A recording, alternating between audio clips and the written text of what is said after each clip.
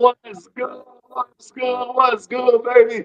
It's your boy Truex, the sports junkie, and welcome to the NBS Show, man. It's kind of a good week this weekend, even though I'm feeling a little bit of the weather. Shout out to all my Stranger Things fans out there. I know Box Office is a fan just like me. Oh, the finale wraps up tomorrow, which is gonna be lit. So tomorrow's gonna be like crazy with college football playoffs, and that's gonna be lit. But also, what? You breaking up, brother? You breaking Oh, up. oh man, y'all can hear me now? We good? Yeah, you Yeah. good? Hey, when the Saints are undefeated in the month of December, well, hey, we here, baby. What up? Why? You know the deal, man. Mr. C, the trendsetter, aka the whole damn show. I'm here so the show can begin. And yeah, man, who that if you ain't never knew that? There you go. There you go. And then, of course, I got my other brother. He bragging about LSU loss. I'm like, dude, nobody was even playing like talking about calm down. We're not worried about that bowl game. I don't even know what bowl game he was in. So, what up, box office? What up, man? Hey, I want to apologize to our TikTok followers. X forgot to put up our pics. He was too busy watching Stranger Things. But after I went over the standings today, I'm glad you ain't put it up for me. Bruh, I got sick. I swear, bro, I got sick. Bijan Robinson probably got me sick right now. Oh, With that yeah. ridiculous. That dude kicked me out the playoffs, man, with that stupid performance. Bro. Hey, who won the NBS league? Did that finish? I lost. I lost to Chapman, bro. Shout out to my brother Chapman, man. Yeah, okay. man. Because I thought it was this week. So Brock Purdy did it again. Bruh, his team went crazy, bro. Brock Purdy. Hey, I'm not gonna lie to y'all. I know we about to start the show, but bro, Brock Purdy, that dog. I know I was saying he's good, but he's not elite. Bruh, that dude is balling. And that play he made, I was dancing with him. I'm like, yeah, I get it. And I was fire. Shout out to Brock Purdy, man. man, Yeah. one thing about me is I never been a Brock Purdy hater. I like Purdy. Like there's no reason not to like him. I like the underdog story a little bit. I like the way he throws the ball. I watched him obviously at Iowa State because Texas will play him every year. But I don't know. I'm not a Brock Purdy hater. I wasn't the biggest Jimmy G fan there, but I like Purdy. Yeah, but they're gonna be tough, man. They're gonna be tough. I've never been a Brock Purdy hater. I just I didn't like the hype. We used to have, somebody that would hype him up to a ridiculous extent. And that make you seem, if you're not on the hype train, it makes it seem like you're a hater. It's not one or the other. It can be another middle ground. And that's where I'm at, squarely in the middle. Man, I knew I was gonna lose, Cito, bruh. I got sick probably like Saturday night, and I was like, bruh, I feel terrible. My team is playing like trash. Nah. I knew it was over, bruh. I knew it was over, man. Dog, man. F him, F Brock Purdy and Taylor, bro. Both them boys, man. Bruh, that's crazy. C would have won. If C would have beat him, C would have won. But Brock Purdy went crazy on him. Dog, 5 touchdowns. That dude. So then how many he had yesterday? 4? 5. Bruh. Yeah, 5 again. No, my team scored 66 points, bro. I'm what is this? I say, damn, boy. Because I didn't even set my lineup. The consolation stuff. Who's worried about that? So I didn't set my lineup, but I said, I'm going to look and see who I would have played. And of course, I wouldn't have played a couple of those guys. But even without them, I still would have beat you. If I had left my lineup like it was last week. Oh, Bijan Robinson would have beat me by himself. God, bro. Bijan went crazy, man. And dog, look, you know what, bro? I got to pay attention to my own league. I actually thought that was the finals, bro. No, bro. That's crazy. It's supposed to be me and Vic in your finals. Now it's Mike and Vic in the finals. That's crazy. Yeah, I see that, man. I saw that, man. I was like, well, we're gonna see, man. I was trying to send Mike his money. Mike said, "Dog, we got one more round." I was like, "Oh, okay." Yeah, you gotta change that next year, not to the last week, bro. Yeah, I think I said we got to reduce the amount of people who make the playoffs. That's what happened. Absolutely. Yeah, I Yeah, I you don't can't know have why. the playoffs like next week because like next week you got like players like Herbert's not playing. Right, right. Yeah. Yeah, yeah. But Next year I'm gonna fix it. it's all good. Well, we got a fire show lined up for y'all, man. We're gonna definitely talk college football playoffs. We're gonna talk NFL, who's gonna win these divisions. And we also got a special treat for y'all. 2025 is wrapping up, and we're gonna give out some awards this year on who we thought was the athlete of the year, the game of the year. Some nice little awards. So be ready for those things. But box office, what's up, man? Hey, I was just about to say what you said, but let's start off actually first with the NFL because we're going to talk college football playoffs later. So let's get to the NFL. Winners and losers of this past week. You want me to go first? See, I can. Yeah, I go got. ahead. I got you, bro. My biggest winner, I'm gonna go team and player, is the New England Patriots and Drake May. Drake May went crazy again this week. He's had a phenomenal year. I know me and Box Office have kind of gone back and forth in the past shows on is Drake May going to win MVP? We have mentioned Matthew Stafford, but that's why I'm calling my biggest winner because those Stafford didn't play horrible in the second half. First half, he didn't play well at all last night. And that opens the door for Drake May to win MVP. Drake May, the last that you're going to remember now is Drake May playing incredible and Matthew Stafford losing to a team that's under 500 in Atlanta that's not going to make the playoffs. So for my winner, I'm going to go with the New England Patriots and Drake May. And then my loser, man, I hate to say because I picked them to get to the Super Bowl, and that's I'm not the Raiders, the Rams. Bruh, you can't lose to Atlanta, bro. On a spotlight game, national broadcast game, everybody's watching you. I understand Devontae Adams is not playing, but that doesn't make it okay for you to lose, bro. Bijan Robinson went crazy. He looked like he was the greatest player in the history of football yesterday. And though I picked the Rams to win the Super Bowl, dog, there's another running back in that same division that they're gonna have to probably see in the playoffs because they look really good since Brock Purdy came back. Dog, I'm not super, and I know we've been saying we thought the Rams was above everybody else in our power rankings, and everybody. I can't sit here and say that with a straight face right now that I feel comfortable saying the Rams are better than the 49ers. Brock Purdy's playing out of his mind. They still have Christian McCaffrey who can go crazy at any time. They won that game last night against the Bears, who's going to go in the playoff, win their division. Well, they won the division, and they didn't have George Kittle last night. Like, bro, the Niners are for real. They got players that are missing out their defense. Hey, man, the biggest loser for me is the Rams because I just think I'm worried about them now. I'm officially worried about the Rams getting to the Super Bowl. But that's my winners and losers. All right. I'm gonna jump on that bandwagon with you, and my biggest loser first are the Rams. You can't let the Falcons, you can't let them beat you. And really, they kicked your ass. It wasn't as close as the score ended up. It looked like they were beating the brakes off them. Of course, they made a little run toward the end to make it close, but really, if we just being real, the Falcons were the better team last night for sure, 100%.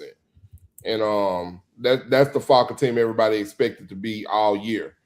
The one that was last night that could beat anybody, but too little, too late for them for the season wise. But yeah, that the you can't go out there, and I understand you missing Devontae Adams and all that, but you can't go out there and lay it. That they basically laid an egg, and they lost last week too, right? Yeah, they lost to the Seahawks last week. So you lose 2 games in a row going into the playoffs. Well, they got one more game next week, but um, you're not going to be the number one seed now. It's just too much. It's too much, man. You don't want to do all that. You don't want to go in there like that. I still have them as my favorites because they're height the best that they've been this year. is better than anybody else's in the NFC. The best they've been played this year, and I believe that they'll get in the playoffs and they'll activate that. But yeah, they look. You have doubt now. You have doubt now, especially like you said, the way my biggest winners are playing, and that's the 49ers. 49ers and the Bears is a big matchup, bro. Big matchup. I knew it was going to be a high scoring game. Not much defense being played there. But they came out on top.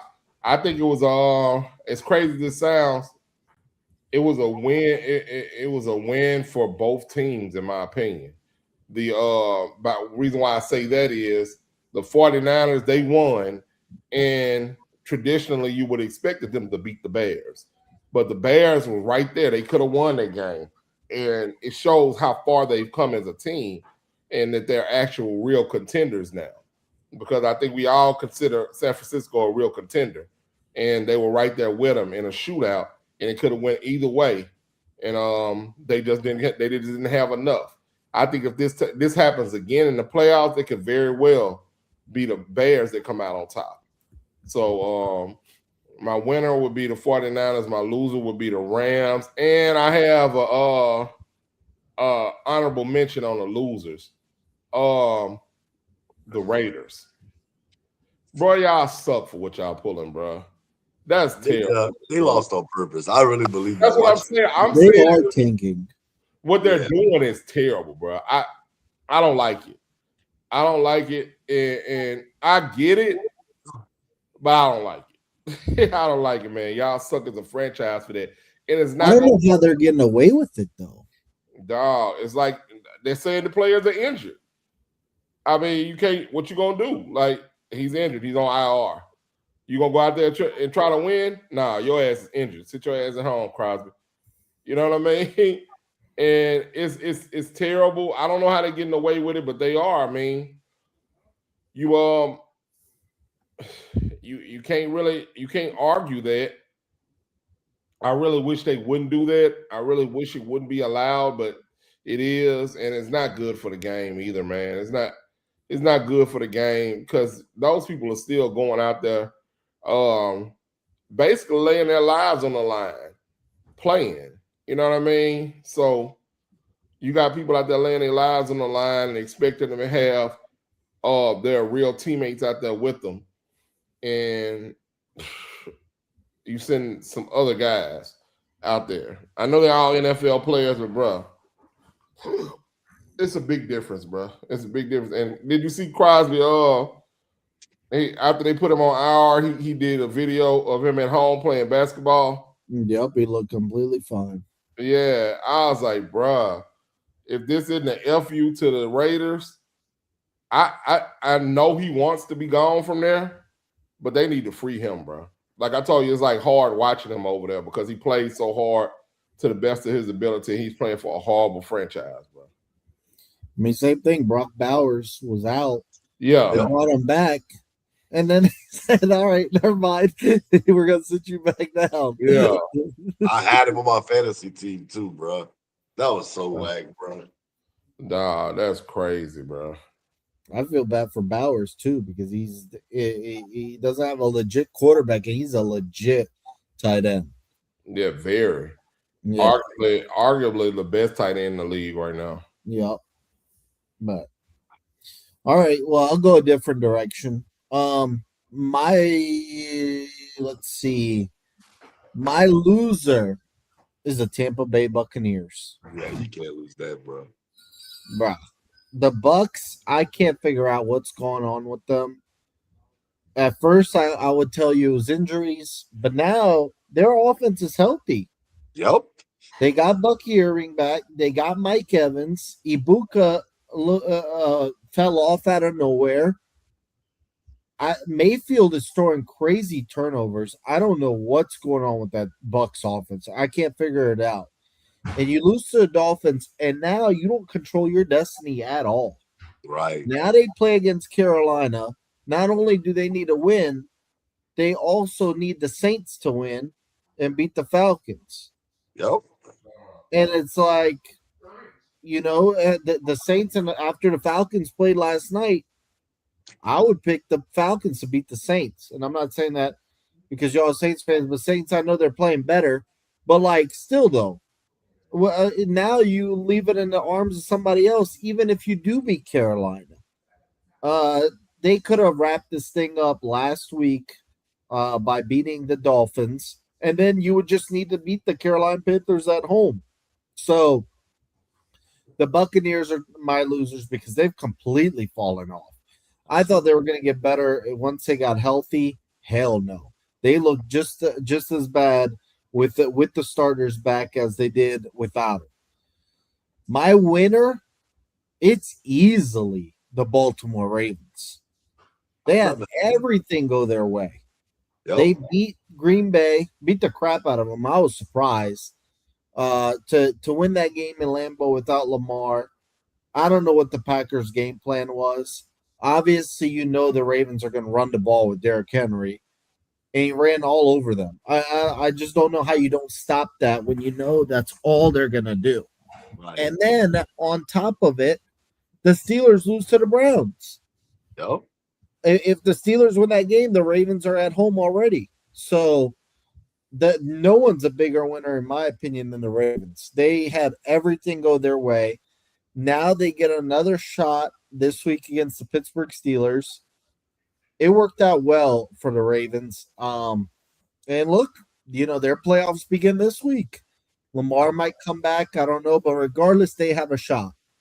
So that's always a good thing. So that's my winner, my loser.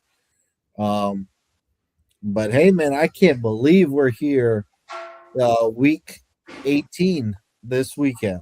It's crazy. I was going to say Pittsburgh was my biggest loser, but I thought for sure one of y'all was going to say that. Yeah, I mean, they're a loser, but I think the Ravens are even a bigger winner because of it. I got you. Because they had to win, and they did. Right. So, all right, let's move on to the next topic. Who would be more scary as the number one seed, the 49ers or the Seahawks? Because that is the game for the NFC number one seed. The Niners. I think it's the Niners. Even though I said the Seahawks would win the division before the season, some people laughed at me when I said that. I just think that the Niners are the team that hasn't gotten over the hump yet. But everything would go through San Francisco if they get that number one seed. Literally, they would not have to pack a bag the entire playoffs.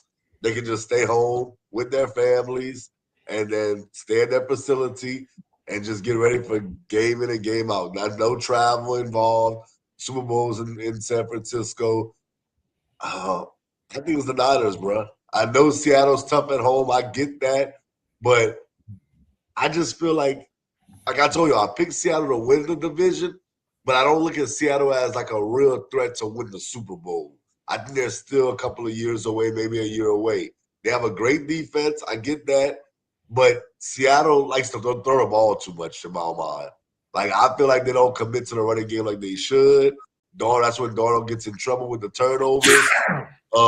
Purdy's playing out of his mind. So, yeah, if I had to say right now, if I'm the rest of the league, I'm on NFC, I'm rooting for Seattle to win that game, and I'm hoping that the Niners have to go on the road.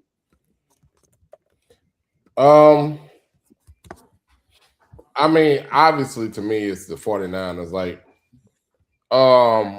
they don't play in Candlestick no more. What do they play? Levi's. Yeah. Shout out to Levi. I've been there, too. Me too.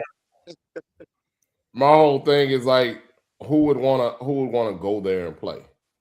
You know what I'm saying? I'm hearing Fred Warner might be back for the playoffs as well. So, and they always going up to him in the booth and the suites or whatever during the games for the last couple of weeks I've seen. So I'm anticipating him being back for the playoffs. They're running on. I mean, they've had the talent for the last 5-6 years. Yep. So last year they didn't make the playoffs, right? But they definitely had the talent to make the playoffs. It just was unlucky breaks. And this year they were able to work through those unlucky breaks and still win. and they're in contention for the number one seed. So I mean, sometimes it's just your time. I think this may be just their time. You know what I mean? And I don't see anybody just going in there and oh yeah, they're gonna go in there. They'll beat Frisco at home. No, I don't see that. Not even though like I said, I'm with the Rams, but that Christian McCaffrey boy, he is something different. And the way Brock Purdy is playing right now, do I think that's really him? Not really, but I think right now he's playing out of his body. And like you said, they didn't even have Kittle last night, and they did that. So the answer to your question, the answer to that is no, no. I think that the 49ers will be a much scarier place. I don't think I really don't. I know Seattle has a great home field advantage, but I don't think anybody fears going in there right now. Not now. Maybe in the past, but not now. You know, you think you have a chance if you go. I think I would feel like I got a better chance going in there and beating Seattle than I do going and playing beating the 49ers. Okay. I agree with y'all. Now, do I think the Niners are going to get to the Super Bowl? I don't. Even if they do lock up the one seed, I think the issue with the Niners is the injuries. Like they have no team has had more starters out this season than they have. And did you know they're also last in the NFL in sacks? Huh. They've had 18 sacks all year, so that's basically a sack per game. And the reason is because Nick Bosa's out, Fred Warner's out. But and on the offensive side, Brandon Ayuk, we forget he should actually be back by now. Yep. And no one knows what the hell he's doing. Forfeiting money. Kittle's been out. Purdy's been out. Pearsall too. Pearsall came back and played this. I can't believe that they're going to be possibly the number one seed in the NFL in the NFC playoffs. What Shanahan has done is nuts. They've had crazy injuries. And Trent Williams. Now, I just don't think you can win the Super Bowl not being able to get after the other quarterback like at all. I mean, not to take anything away from Caleb Williams because he balled out. But he never had any pressure on him. Like even that last play of the game, like he had like 10 seconds. And DJ Moore, I mean, I know it's you don't do those passes, but DJ Moore was open on the jumping up and down, Yeah, he was waving. So I just think it's hard when your team averages one sack per game to get to the Super Bowl. I feel bad for the Niners because I think they have one of the best rosters in the NFL when healthy. But I just think it's too much to ask for. But I do think still at the end of the day, I trust them more than I do Seattle with home field because I don't trust Sam Darnold. Right. That's the issue with the Seattle for me. I don't trust him. Like I need to see him in big games, not turn the ball over and ball out. So I would trust the Niners more, and they would have extra motivation because they know the Super Bowl's in Santa Clara. But you know, if someone said Seattle just because because they're not as beat up, that's fine. I accept that. So, hey, regardless, Saturday night, it's Seahawks Niners for the number one seed in the NFC. Fire. Yeah, and that's a great gift to have. I mean, you're already in the second round, and you've got home field. That's a great feeling. Yep. So, hey, whoever wins that game has really earned it. Yep. All right, we're going to move on. It's our last NFL topic of the night before we get to the picks. Currently, 3 of the worst teams in the NFL are all going to have head coaching vacancies. Okay. We got the Giants. Okay. We got the Raiders. Okay. And we've got the Titans. Okay. If you got interviewed by all 3 teams and you got an offer from all 3 teams, which job are you taking? Ooh. Okay, so I know it's not. I know y'all gonna say XU Waller because it's an easy choice. because I know where y'all gonna go with it. I'm gonna go a different direction though. I'm saying Tennessee, bro. And I know that y'all may think that I'm crazy for saying Tennessee, but y'all know how high I am on Cam Ward. So my thing is, if I know I got the guy at quarterback, that's a lot more appealing. And then I look at the situation in New York, though it would clearly be New York. I wouldn't even entertain the Vegas offer, to be honest with you. I'm like, it's one or the other. New York is looking great for their future. Once Scatterboo comes back, Jackson Dart, Malik Davis, once he gets healthy, their defense, their front seven, they got talent. I'm not knocking all that. But it's New York. And I just feel like if you don't win there, they're going to have a big problem with you. They'll try to fire you sooner than later. And even though I think Jackson Dart has played well this year, I can't say I'm the biggest Jackson Dart guy. So if I got an interview and they offered me the job, I was taking the Tennessee job strictly because I think once you have the quarterback, you can kind of fill in from there. I think Tennessee has the quarterback, and I think they can fill in from there. And that's the job I would take. You don't think that New York has a quarterback? You don't think Dart is the dude for them? I don't know, bro. I still got red flags, bro. I think that sometimes a person just fits a team. I think Jackson Dart fits them. I think Scatterboo fits them. I think what they're building over there, if done correctly, if they don't mess it up, they're actually building something out there in New York. But what was the question again? I'm sorry. So 3 teams we're going to know that have head coaching vacancies are Tennessee, the Giants, and the Raiders. If you got an offer from all 3, which job would you take? What's the most attractive one? You said that the Raiders are going to have coaching. Oh, well, I guess we don't know. Let's say they do. I'm assuming, bro, there's no way they bring back Pete Carroll. I mean, they might, but that just be he didn't earn that, bro. That's the Raiders. That's the Raiders. So. And I think Pete Carroll's an all-time coach, but come on, bro. But his time has passed, obviously. Time has passed. All right. So most attractive, I think, is New York. I think it's New York because they have those things I just mentioned. You have like you said, they got that front seven. That front seven is nasty, bro. And like I said, offensively, you got a wide receiver, you got a running back, and you got the quarterback. That's almost like a turnkey. That's a turnkey operation. You come in, you possibly could be a playoff team next year if you just go in there and you're as good a coach as you think you are. Right. I think we just make a couple of free agency pickups, stabilize their offensive line, go shop for some DBs, maybe draft DBs, and I think it's a turnkey operation. I'd much rather be in New York with the Giants than either of those other places. Las Vegas is out. I don't think I'd take the Las Vegas coach job right now if they offered it to me right now. I don't think I'll uproot my family. I think I'll stay teaching at Northside.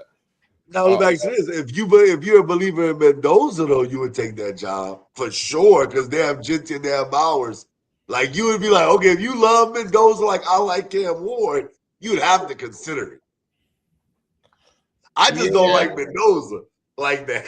Yeah, I don't like Mendoza like that either. But yeah. So I mean, I definitely wouldn't take the Vegas job or the Tennessee job just because both organizations are bad organizations when it comes to personnel decisions and historically. So I would definitely. I mean, New York hadn't been good as of late with their personnel decisions, but hell, I could fix that. At least I got something. I'm walking in. I got something. I ain't got to build everything from scratch. Vegas, you don't even have a quarterback, like you said. In Tennessee, you got your quarterback with Cam Ward. He's pretty good. He's gonna be all right. He's just a rookie, and he made rookie mistakes even Sunday. But he's their quarterback. So I would. What about Cleveland? Stefanski not guaranteed to be there again. Yeah, and I got a report today saying that they might move on. And usually, when you get those type of reports, it sounds like they won't. They'll move on. Mm-hmm. Do y'all think Cleveland is more attractive than any of those? Is more attractive than Tennessee and Vegas, Not to me. bro. You got a quarterback. I think Cam Ward is I think for sure he's a franchise quarterback. I think the other two guys. I think that's why Ben Johnson took the Caleb Williams, the Bears job, because he knew he had a guy that's a franchise quarterback. He just had to coach him up. I can't look at all the other situations and feel like for sure that's a franchise quarterback. I know y'all like Shador, so I respect you saying Cleveland's up there. I like Shador. I just don't know. I don't like him more than I like Cam Ward. And Cleveland historically has been bad.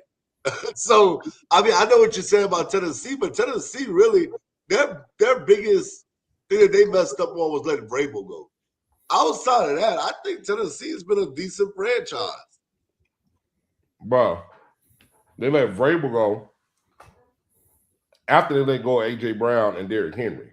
Right. That's stupid. Yeah, AJ Brown, I'm not gonna defend that one. Yeah, the Derrick Henry, you defending that? Well, at least they gave it a decade with Derrick Henry. Yeah, But like he I still just let think, AJ Brown go on his rookie contract.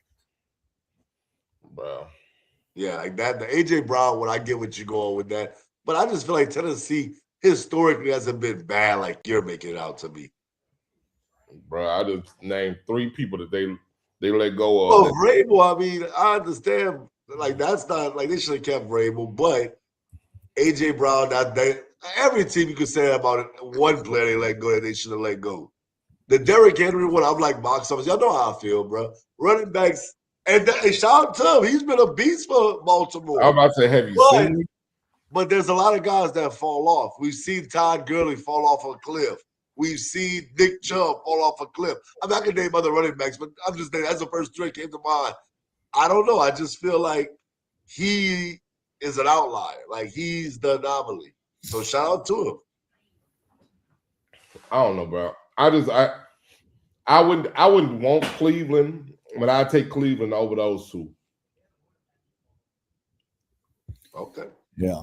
If I had to rank him, Cleveland has a quarterback and a running back. If I had to rank him, it would be Tennessee for me because I feel like I got the quarterback. Then, of course, New York. But you got to be sold on Jackson Dart. That's where that's what gives me the pause situation because I don't know how I feel about that. And you got two of your main weapons coming off of injuries in Malik Davis and Scatterboot. Big injuries.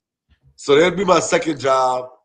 Third, I would say Vegas, surprisingly, I would say Cleveland last, bro. I just think Cleveland got a good defense, but I'm not sold, bro, in Cleveland situation. Who's your receivers? Who's your running back? Who are you all the way sold on Shadur Sanders? Like they gotta but Myles Garrett don't even want to be there. He took the money. I understand. I'm just saying, like, it's Cleveland, bro. I'm not. Cleveland's the worst choice to me. For me, Judkins is their future. Yeah, he is. Judkins, and I can go find a receiver. I can find a receiver via free agency or the draft. And they have Judy. I need a true number 1 and put Judy as the 2. Judy, bro. I don't know what's wrong with that dude, bro. I think he's a good 2. Fannon's good. Yeah. Njoku's solid. I would get rid of Njoku. I'd stick with Fannin. And I would go try to find number 1, and I'd keep Judy as a 2. I think Judy's a good 2. He's not a 1. That's why. But if I'm including Cleveland in there, I'd rank them number 1. I'd go New York. I think they have the best roster out of all these teams. I'm not mad at that. That is true. I think they have the best roster. I wasn't the biggest Jackson Dart guy, but he looks better than I thought. Right. He just needs to stop being an idiot and actually like go down. Like he's not going to last 5 years in the league if he continues getting concussions. I saw some crazy stat that he's been pretty much on the whole season on concussion protocol. Like what? That's crazy. Some guys played 15 years and weren't on there as much as Dart was his rookie year. So he just needs to stop being an idiot on the playing field. He needs to go down. He needs to go out of bounds. I didn't like what he said. They asked him about it, and he said, "Oh, I'm going to continue playing how I want to play." Okay, well, you're not going to play for long. Yeah, Like, don't think about that. like, But I mean, I get it though, because if this is how I've been playing my whole life, it got me to the NFL. If I stop playing like that, how long am I gonna be in the NFL anyway? my thing is just go down or go out of bounds. Like, you could still play the way you've played. Just go down. That's it. Like, when you know you're about to get hit, go down. Like, I remember watching T.Y. Hilton with the Colts his whole career. T.Y. was so smart. T.Y. would catch the ball, he'd immediately drop. Like, he would drop. He would not risk it. And I think he's happy for that right now. But I would go New York #1. I would go Cleveland too, because I think Cleveland's got a much better roster than Tennessee.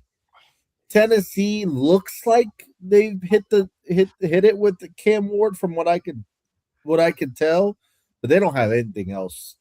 They don't. They don't.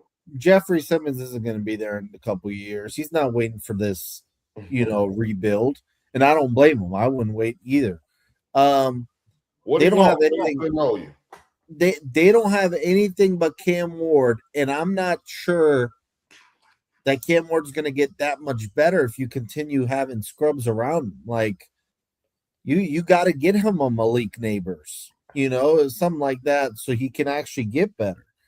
Number 3, I will go with, I guess I'll go Tennessee then. And number 4, I would go the Vegas Raiders. Look, I could make the argument that Vegas has a better roster than Tennessee. However, I don't like how they go about things. They don't have a quarterback. I'm not sold on Mendoza as an NFL quarterback. So I'm looking at still another 2 years away, and it's not even guaranteed that I hit in 2 years. I just don't like anything. I don't know who my future coach is going to be there. I don't like anything about the Raiders, bro. And the one thing I really don't like about the Raiders, I hate the division they're in. I mean, we're talking about the Broncos, the Chargers, and the Chiefs. I mean, Max Crosby, Brock Bowers, tell your agent you want to go somewhere else. It might be a long time before the Raiders are in true contention for the AFC West. And I feel bad for Ashton Genty. I thought he had a good rookie year, but he's in a terrible situation. And I just want to put this out there. I always look at stuff like that. I know y'all do as well. According to overthecap.com, Tennessee will have the most cap space next year. Here's their shot then. And that's how I feel. Like, if you give me a quarterback and cap space, we going to make that thing jump, baby. And you get a high draft pick, too. This their shot then. They have to hit on those. I'm big on it. Box office I always talk about. That the trenches and that quarterback. That's what I care about. If I got that, the rest going to work itself out. I just really like Cam Ward. That's all it is. It's no knock to the other jobs. That's just what it is. I like Cam Ward that much. All right, y'all. Well, let's move on to the NFL picks. Lick box office, yeah. I kicked you when you tried to grab my leg. All right, let me pull it up. All right, so I swear I wanted to call you. I'm not making this up. I was so sick though. I wanted to call you before the Texans Charger game. I was going to switch my pick because I knew the Texans was going to beat them, bro. I swear to God. Too late. I didn't even take I wasn't feeling good, bro. I'm also starting to feel it tonight. So, bro, I hope this does not get crazy. I'm about to take an Advil or something. But all right, so here are the standings.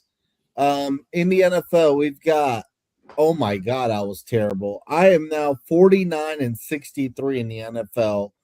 That is pathetic. I picked against the Saints. I was pissed the Saints won. Oh my god, I was You pissed. gonna learn. The damn Titans, bro, lead the whole damn game and can't freaking hold on. I wanted that game so bad. We found our quarterback. And I was bad. So I'm 49-63. X, you're second worst at 53 and 59, but you've gotten better. C, you're at 54 and 58. See, I'm right now. See, stop And copying it- my I'm going for these boys. I ain't worried about you.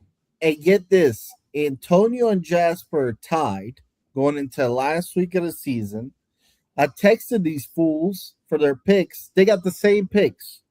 Oh my god. So the way they're going to end up tied, if none of y'all jump them, they're going to end up tied no matter what. So the way, if they are battling for first, I'm going to just continue into the playoffs for the first round between them. Okay. And that's how I'll determine. I mean, there's just no other way. Okay. But that's if they're tied for first. What's their record? 57-55. They're not great either, but Oh, so we're not that far behind them. I mean, you got a shot.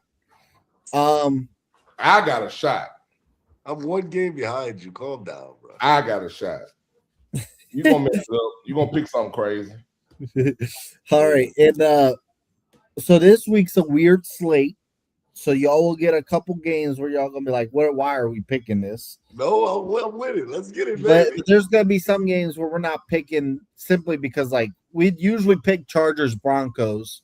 With Herbert out, I'm not picking that game. Okay. Right. So all right, and then we got a couple of huge games. All right, let's start off with y'all's team.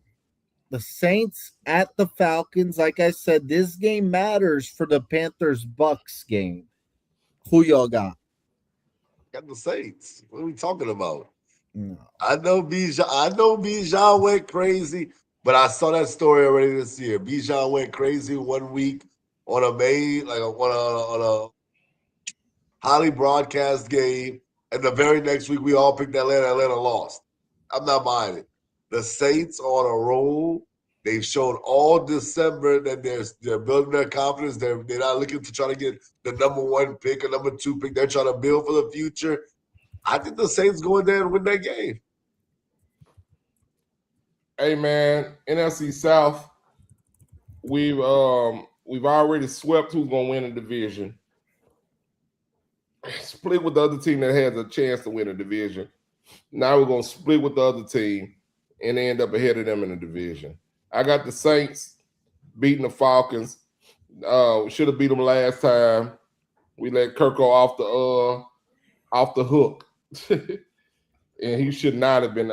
We should not have let him win that game, but we let him win the last one. We go into Atlanta and get our payback. Last time those Atlanta people came down here to the Superdome and acted all crazy after they beat us, we gonna act crazy in the Georgia Dome or whatever they call it, bro. That's a real rivalry. I don't know if you know it or not.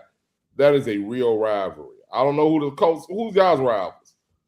Well, it was the Patriots during the Brady days. Yeah. But now I'd say more Jacksonville and Houston. Yeah, man.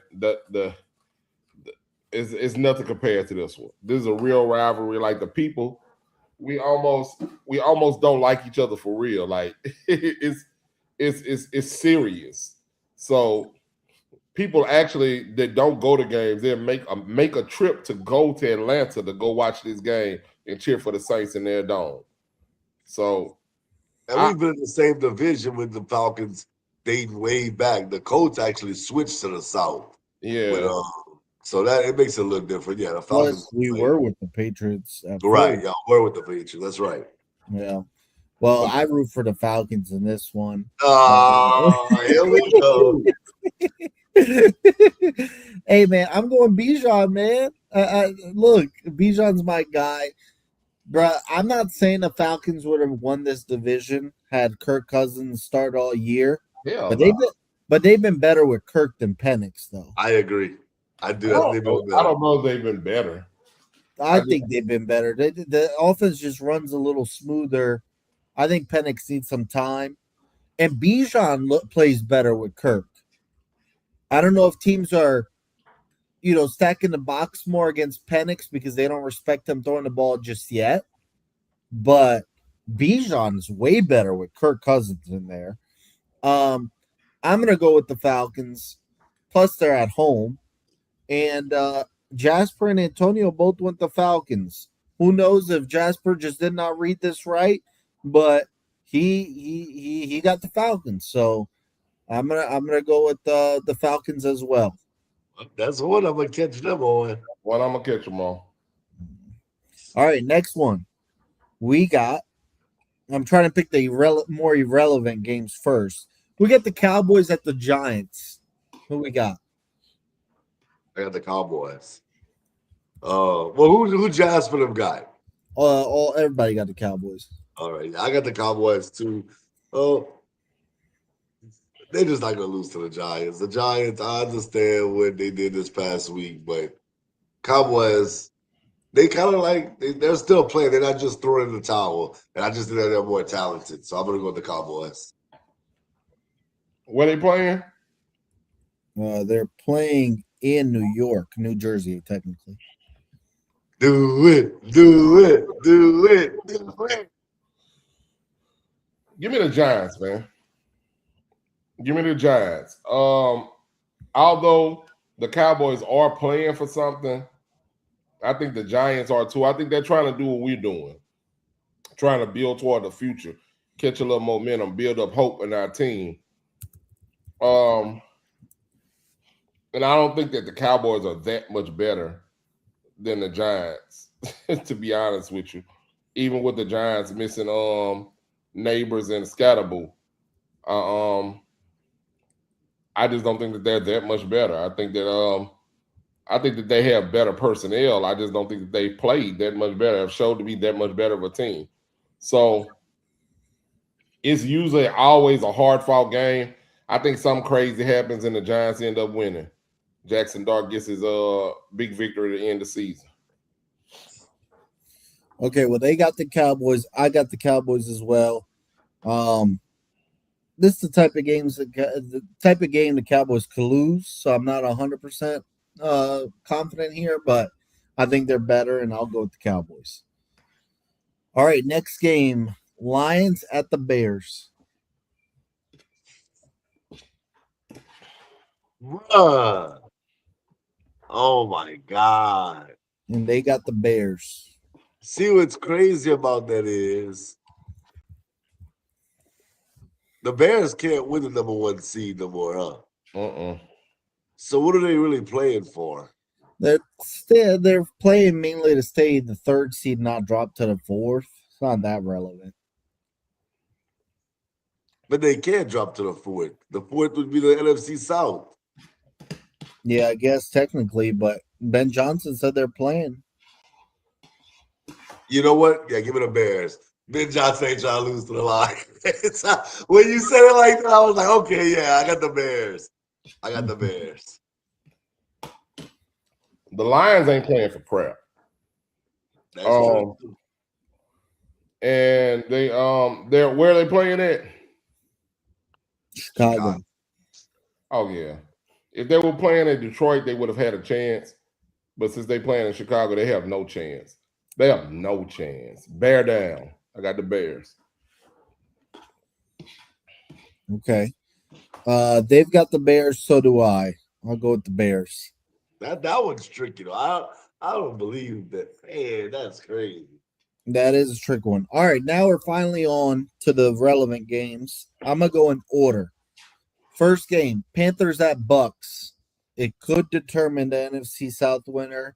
If the Panthers win, they've won the division. But if the the Bucks win, we got to wait on the Saints game. So who y'all got here? It's on Saturday. Who Jasper and Antonio got? They both got the Panthers. Wow.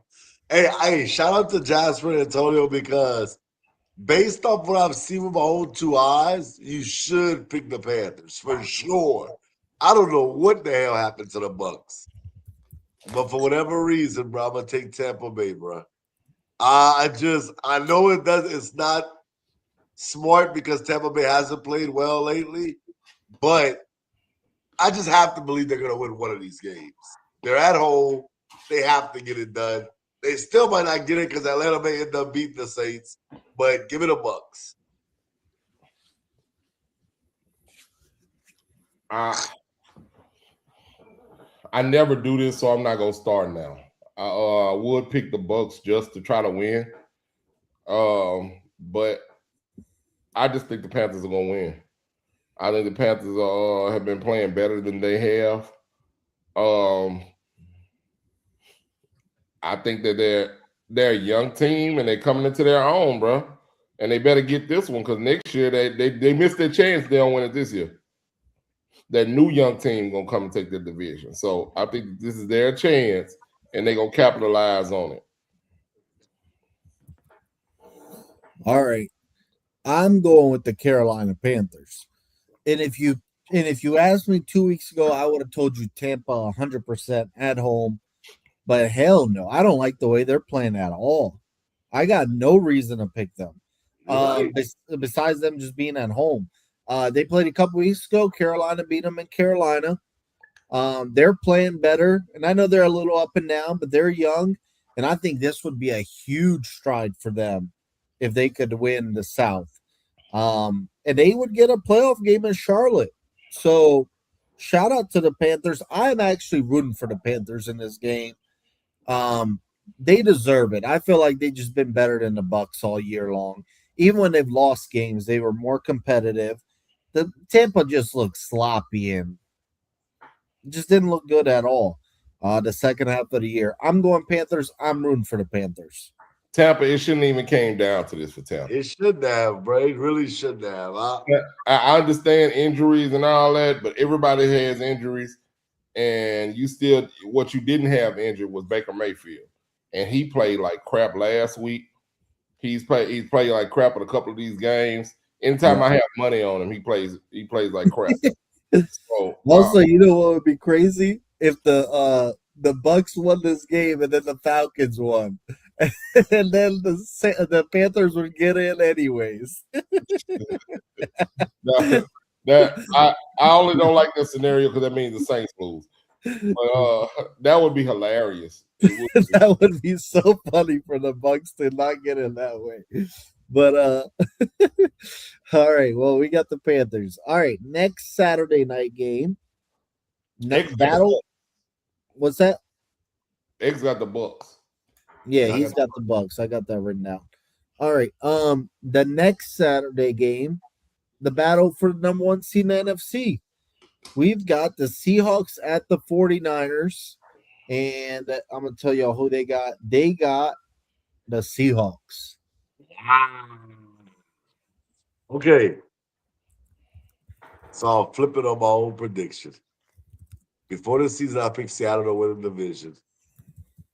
And Seattle's really good. But the Niners, to me, they're just hitting another stride right now. The way they're playing offensively, I think Seattle's going to have to try to keep up with them, and I just don't think they can. Give me the Niners. I told y'all earlier, man. I like the Niners. The Niners, Christian McCaffrey looks like the old Christian McCaffrey we're looking at. You put him down every week on your sheet for a touchdown, he gonna get you one. Yep. I like the Niners, even though I feel I'm so happy for Sam Darnold, bro.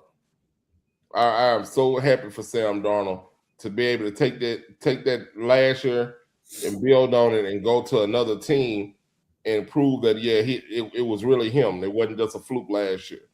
So it's just not enough to win a division this year. You'll make the playoffs, you just won't win a division. I got the Niners.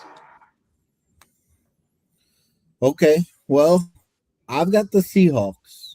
I really want to go with the Niners, but I think if Seattle's ever going to get them, this is the chance because the Niners are beat up, and I know they've looked really good last 2 weeks.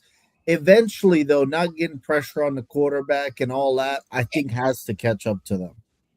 I think the Seahawks shock some people, and they get the number 1 seed in the NFC.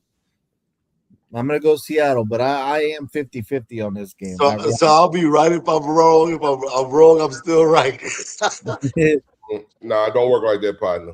Nah, I'm just, You hey, trying to man. box off the stuff? Nah, bro. I Hey, don't roll with that. hey, you don't have to do it. Hey, my footage is out there. This footage out there too. It is. It is. All right, so now we're on to the Sunday night game, the last game we're picking, and we had a feeling it would come down to this for the AFC North title. Ravens at the Steelers. Who we got? Bruh, this is very similar to the Bucks Panthers to me.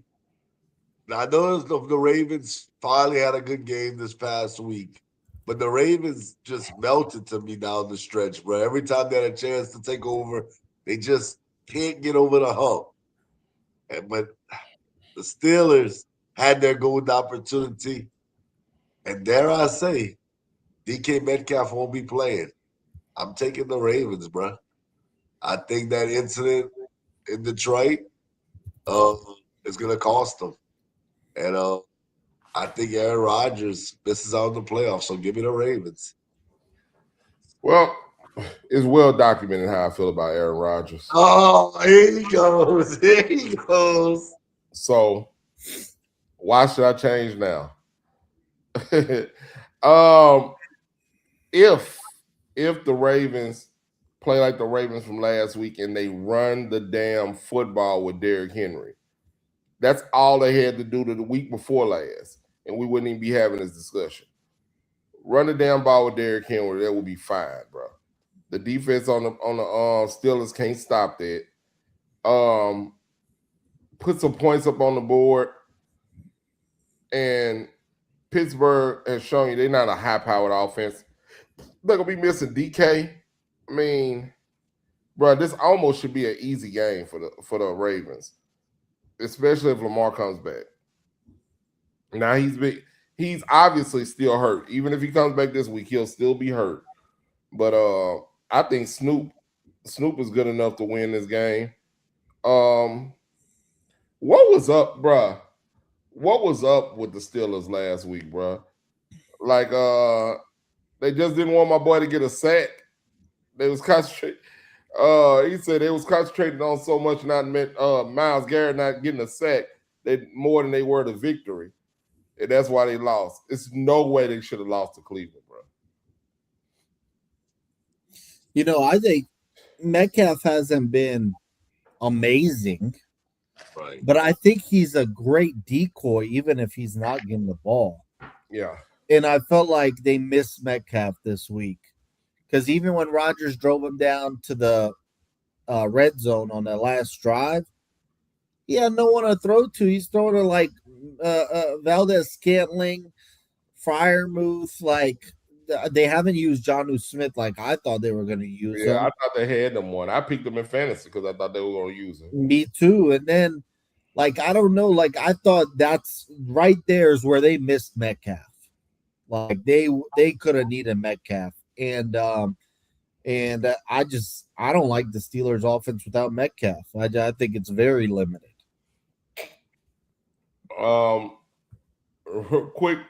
Quick little sidebar, man. Did you see the message from Cleveland's social media? They put out after with it. They was like, "We didn't do this for you, y'all." Yeah, I thought that was hilarious. Whoever's over there social media, good job, bro. He needs a raise. Give him a little bonus. All right. So surprisingly, Antonio and Jasper got the Steelers. I'm very torn on this game, bro, because Metcalf is out.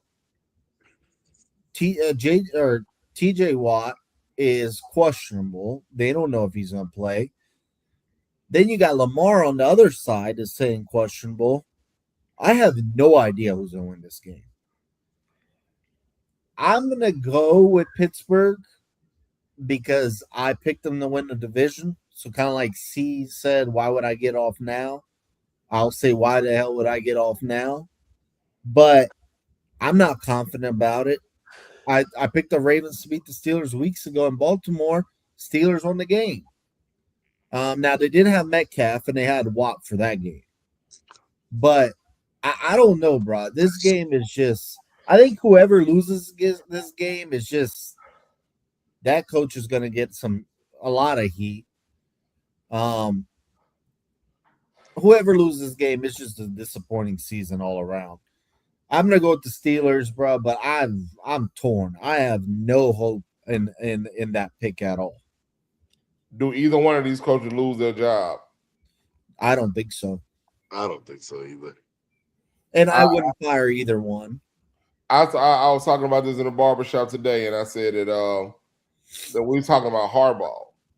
I said Harbaugh didn't lose his job after this. I said he hadn't done a good coaching job this year. We could pick out different times of the year that he's done a bad coaching job. Just the one that stands out immediately is the not to mention of Henry for the last 12 minutes of the game last week, but that doesn't get him fired. Now, if he goes in next year and is anywhere close to this year, now he's on the hot seat. Let me ask y'all this: if you are Harbaugh, would you start Lamar or Huntley this week? It just depends on how healthy Lamar is. If he's healthy, I'm starting Lamar. But he's not going to be 100% regardless. I mean, if he tells me, Coach, I can go, I'm starting Lamar. Yeah. Yeah, I was going to say I would leave it up to Lamar. Lamar, you tell me, do you want to play or not? Right. And if he's cleared, because I mean, of course he's gonna say yeah, but if he's cleared, I'm letting him play. And I mean, him and a 70% Lamar is equal to 100% Huntley, if you ask me. So I'll take that over that. Yeah, I would too. I would. And if you win the game, I mean, what are you gonna do? Like, you gonna go into the playoffs with Lamar not playing? Like, no, you know. So you might as well get him ready for the playoffs. I mean, this is basically a playoff game. So it's win or go home. It's a playoff. This is the playoffs for both of those teams. Yeah, it's win or go home. So, and the cool thing for whoever wins here gets a home playoff game. So, all right. So, say the Steelers lose. Aaron Rodgers back next year? I mean, I think Tomlin would say Rodgers up to you. What does he say? I think Rodgers is going to go one more year. Yeah, I think so too. He'll go one more. One more. If they don't win this week, one more. You don't want to go out like that. Based off his performance, not me being biased. Do you think he has another? Do you think this year was productive for him? Do you think he was good this year? I thought he was solid. Yeah, I thought he was solid too. I do think that. Top 10 quarterback? No. 15? By average. Yeah. I'd say top 20, not 15. Because even though he wasn't Rodgers, like, we have to accept he's not Rodgers of old, right? Right. Like, he's not moving around like old Rodgers was. And one thing I do like about his game this year, he wasn't turning it over and looking pathetic. Yeah. Like he's not turning the ball over. Like, he doesn't have double-digit interceptions. So I do like that. Like, he wasn't putting you in bad situations. They weren't the most efficient team in the NFL, but he wasn't putting them in. They weren't losing games because Rodgers was just trash. I think that's next year. Maybe. I don't think it's his last game, though. I think he gives it one more year. I think he should quit while he's ahead. This is his best year in 3 years. He needs to chill. But see, okay, that's what you say if they lose. What if they win? I think he needs to hang it up. Okay, so you don't think this win the division does anything for him? I think that next year he comes back, he's doing exactly what you said. He's throwing the ball to the other team. He's looking bad. He dampens his legacy. He goes out like a sucker. Hey, see? And like I said, I thought that I actually said that this would be good for him coming to Pittsburgh. He wouldn't look as bad like he did it for the Jets. But I think that it's gonna be all bad for him next year. He might get him and Tomlin kicked out of there next year if he come back. I do think it's a bad look though for the whole Steelers organization to lose on Sunday though, because you just had to win either the Browns or the Ravens game. Oh yeah. And then this makes Metcalf look really bad. He's because a dumbass, bro. He cost his team, bro. Yeah. And then I don't know if y'all saw the clip of the Lions fan talking next to his lawyers. Yeah. Bro, most of the comments they said, "Now I see why Metcalf hit his ass." And I agree, dude looks like a complete douche. You're a douche when you got a suit on and you're wearing a backwards hat on top of that. Come on, bro. What is that? That was hilarious.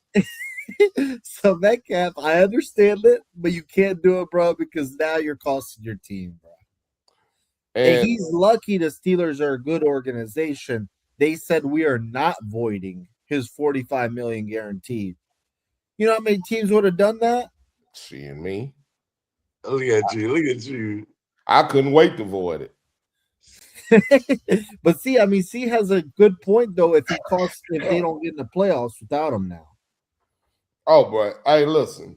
If we don't make the playoffs, I think they might revisit that, bro. I think they might revisit it because you're the reason why we didn't make the playoffs. It's obvious that you're the reason. Or if you're not really the reason, I'm gonna say you're the reason, and everybody's gonna believe me.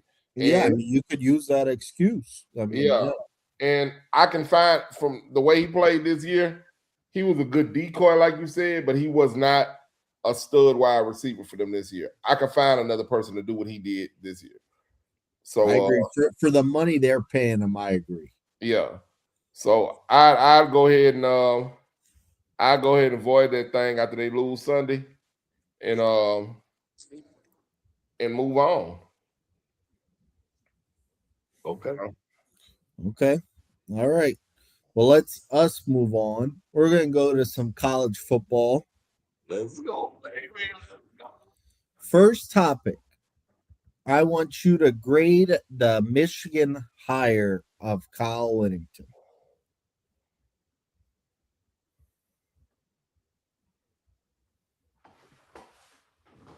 Let I can see. I'll even go B-. And here's why.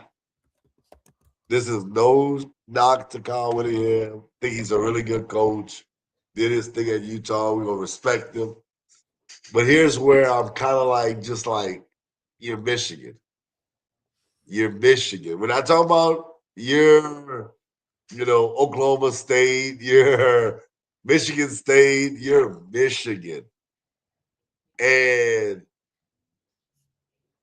I'm gonna just say it. Brian Kelly's sitting right there. Now I know Brian Kelly, it ended bad at LSU. But Brian Kelly was very successful at Notre Dame. It didn't quite work out for him at LSU. A lot of people said it was a cultural thing. Well, he go back up there, up north, Midwest region, and let him coach Michigan. I thought that would have been a better hire. I look at Michigan's situation, and Kyle Whittingham's a good coach. I gave it a B, but I don't think it was a home run hire. I don't think that he's their long-term answer. I don't think that he wins a national championship there. I think that they're competitive. He'll be competitive at Michigan, but I don't love the hire. I think the hire is cool. It's slightly above average to me, that's why I didn't give it a C. But it's not a home run by no metrics, in my opinion. And I actually gave it a B-. I just think they could have got somebody else out there. I don't know who that person is, but I know it shouldn't have been Kyle Whittingham. It should have been Brian Kelly over Kyle Whittingham. And then there's some other guys maybe you could have threw out. It's Michigan. That's my biggest thing. It's Michigan. You're supposed to go handpick who you want, and they're supposed to come to Michigan. I don't love this hire. It's a cool little hire. That's all I'm gonna say. I give it a C. Okay. I give it a C simply because I compare it to when they went and hired Rodriguez. It's not like when they hired Harbaugh, everybody was ecstatic. Everybody in Michigan was ecstatic when they hired Harbaugh. And they were fine after Harbaugh left to move up Sharon. But right now you're going outside of the family and you're getting somebody at a program that's not equal to or even in the same realm as a Michigan. And he actually hadn't won shit. Like you got somebody he has Utah respectable, but he never won nothing, bro. You bringing him up here like he done won something or like he's a big name or like he's really done something impressive. He has not. So I don't think he's their end all be all answer there. And like you said, man, Brian Kelly's right there looking for a job. I don't know that he's looking for a job. Let me put that like that because if he gets another job, LSU was off the hook for a little of that money. So I don't know that he's actually looking for a job. But I think that they would have they didn't do their school any favors if they didn't at least call Brian Kelly because he has a great track record. That would be a more impressive hire than Wyndham. So I give him a C. I think they could have done better. They almost should have just went and got found a coordinator, a real dope coordinator.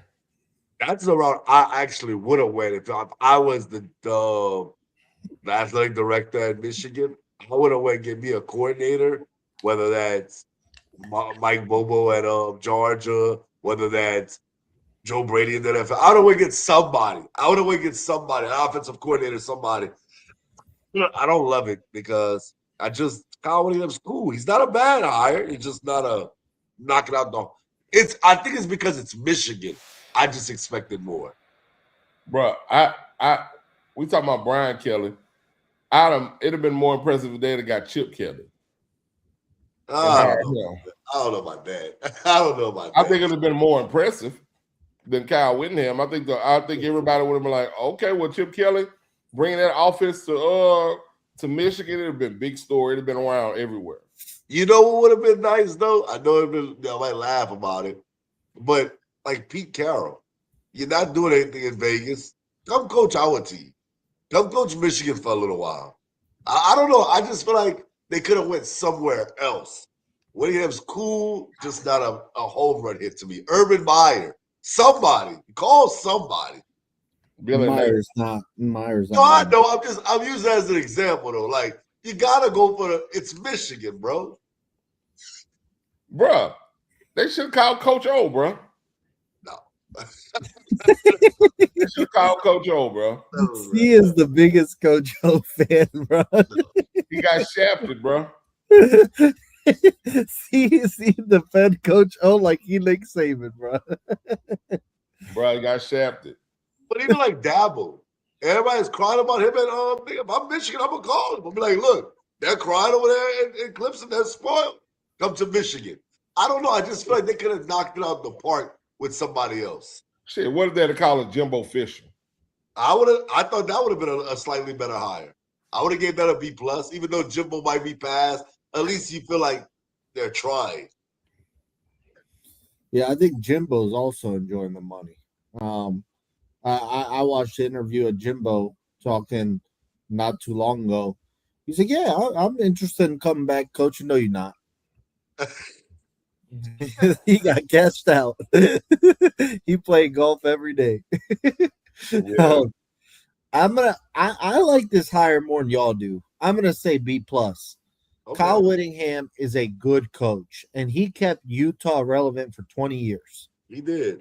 He put some good NFL players in the league, and if y'all remember, 2008, they went 13-0, and they beat Alabama in the Sugar Bowl. They Now, did. and everybody was shocked. Now, I don't know how motivated Alabama was to play in that game, Right. but I just know Utah went 13-0, and they beat Alabama. And if there was a playoff system, they would have been in it at the time. And who knows what happens. I I know. like the hire. I think he did a great job at Utah.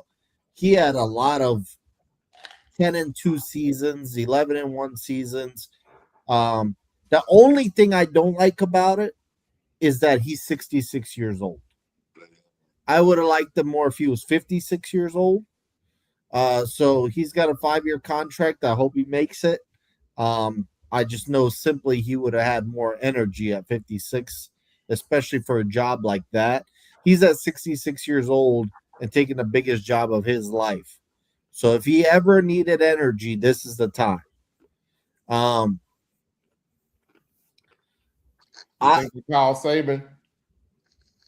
I don't think they called Saban. I think even if they did, I think even if they offered Saban, let's say 20 million a year, which would be a lot more than anybody else, I don't think he takes it. I think Saban's truly just done coaching. Um, and the reason I also give it a B plus is at the time, like a month ago, they didn't expect to fire Sean Moore, Right. and a lot of coaches got taken up. And at the time they're making this hire, I think there's maybe one or two coaches that I would have maybe liked more at this time of the coaching search that they had to make a hire. So I think for the time they had to make the hire and everything, I think Michigan did really well. And I think that they'll be, right at the top competing with Ohio State and Oregon, I think within 2 years. Maybe they don't even lose a lot of recruits. I'm hearing Bryce Underwood is going to stay. So, you know, We that got a little that bread for you, Bryce. that's a good start for Kyle Whittingham immediately. You got the quarterback, so figure out the rest. So I think for the time of the hire and everything, I think this is a B plus. I think Michigan will be fine. What's the policy on coaches if they were just hired at one school? You could be hired at another school and leave that job, huh? I think you can. Yeah. I'm pretty sure you can quit your job, man. They can't. I mean, well, I see what you're saying. They can't go just I'm okay. sure there's something with those contracts, but I remember Josh McDaniels, I know it's the NFL, but he technically took the Colts job and then said, I'm going back to the Patriots. Yeah. So I think in college probably similar. I'm saying that because this job had James Franklin written all over it to me. I know he took the job at Virginia Tech, but this job just had James Franklin written all over it to me. If I was Michigan, I'm calling him and trying to get him to say, man, screw those boys over there in Virginia. You really want to get back at Penn State? Come over here and and coach us, and we're gonna beat up on them. And I think he would have done it. I think maybe it's an ethics thing to it that they didn't do that. But if I'm in business, if I'm a AD, I'm damn sure calling them and trying to get them to come over there and want to get revenge on Penn State. Sorry, Virginia Tech. Okay. Well, they have James Franklin, so we'll see. It looks like Brian Kelly and Jimbo won't have jobs as of right now. I mean, they also could, like, especially Brian Kelly, he could just take a year off and then come back. Right. It'll be good jobs available next year. Okay. Every year it is. All right, let's move on. We're going to talk some college football playoff before we get into the picks. I'm looking at the matchups. Tell me what team has the biggest chance at an upset, and what team has the biggest chance of getting blown out? Okay, the biggest upset, I guess you could say, I think Alabama could beat Indiana. I think Alabama could definitely beat Indiana. We're gonna pick the games in a few minutes, and we'll see where we go with it. But I think as far as being the lower seed, Alabama is more than capable of beating Indiana in this matchup. I know. I think I read somewhere. I don't know how true it is. I didn't see Nick Saban actually say it, but I think it had to be fake news. But somebody was put it out there that Nick Saban said this Indiana's team is better than any Alabama team he had. Like I'm like, bro, stop, bro. That Why? was it was I'm like, fake. I yeah, I'm looked like, into it, a fake quote. that is so crazy. If you'd have said that, I'd be like, bruh, definitely gas like that. That is crazy. But going back to real quick about moving before I move forward, I think Michigan really thought they were getting killed the more. I really believe that in my heart of hearts. I know we have to keep dwelling on it, but I think that's what they thought they were gonna get. They ended up not getting them. But yeah, I think now killing the more. He's set to be in Alabama. I think Indiana is on upset alert. And I think it would be the biggest upset because of the year Indiana had. Phenomenal year. Everybody's talking about Signetti in Indiana right now. For them to lose to Alabama would be heartbreaking. So, yeah, I think that's the team that you got to put on upset alert. As far as what was the second part of that question? Team can get blown out. I think the team that can get blown out. Ooh, man. Ah, I'm gonna say either way. I don't know. It's kind of like I don't know which way it would go because it just depends on the momentum of the game. But I'll say the Oregon Texas Tech game could end up being a blowout either way. Is Texas Tech as good as advertised? We think they may be. Or is Oregon not ready for what they're about to see in Texas Tech? I think that might be the game that if you ask me about the biggest spread as far as who's going to win by the biggest margin, I think whoever wins that game will win by the biggest margin. Um, I hate when we say the same thing, but X hit everything on the head, man. Alabama, it's crazy to say this that Alabama could be the biggest upset by beating Indiana. That's like if anybody would have told you that, let's say last year, that you'd got laughed out of the gym or whatever. You know what I mean? But being the number 9 seed and the number 1 seed, I think it's not only possible, it's almost probable for it happening, but it still would be an upset. Um, and just like X said, that 4-5 matchup, I think it can go either way on the blowout tip. Um, I think more is more is more. I'm leaning more toward Oregon blowing them out than Texas Tech blowing them out. But I think that's the game that would have a blowout. Either that or Georgia blowing out Ole Miss. Simply because of all of the Ole Miss stuff that's going on over there. That's the only reason why. Um, one of those games. Okay. Biggest upset, I agree with y'all, could be Alabama. Um, we know they probably have the better players, but are they better coached?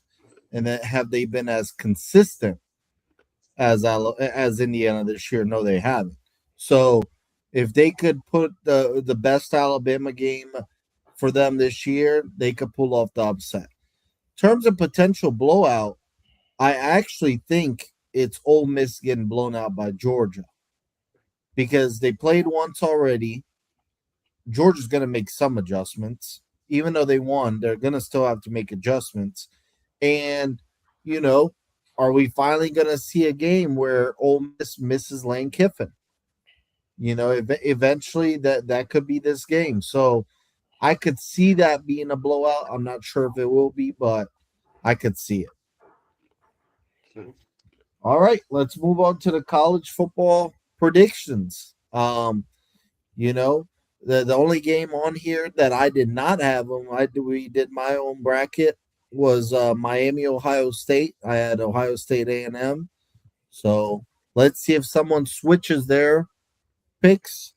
And let's start off with the game tomorrow night in Jerry World. It's Miami versus Ohio State. Who You we know, got? see, I said NFL picks. I picked something before, and now I changed up, so I kind of be right both ways. But this time, I'm not switching. I got the U, baby. Upsetting. I guess you call it an upset, but I think they get their league back, quote unquote, right? From what it was, 2003, I think it Three. was. Three, yeah.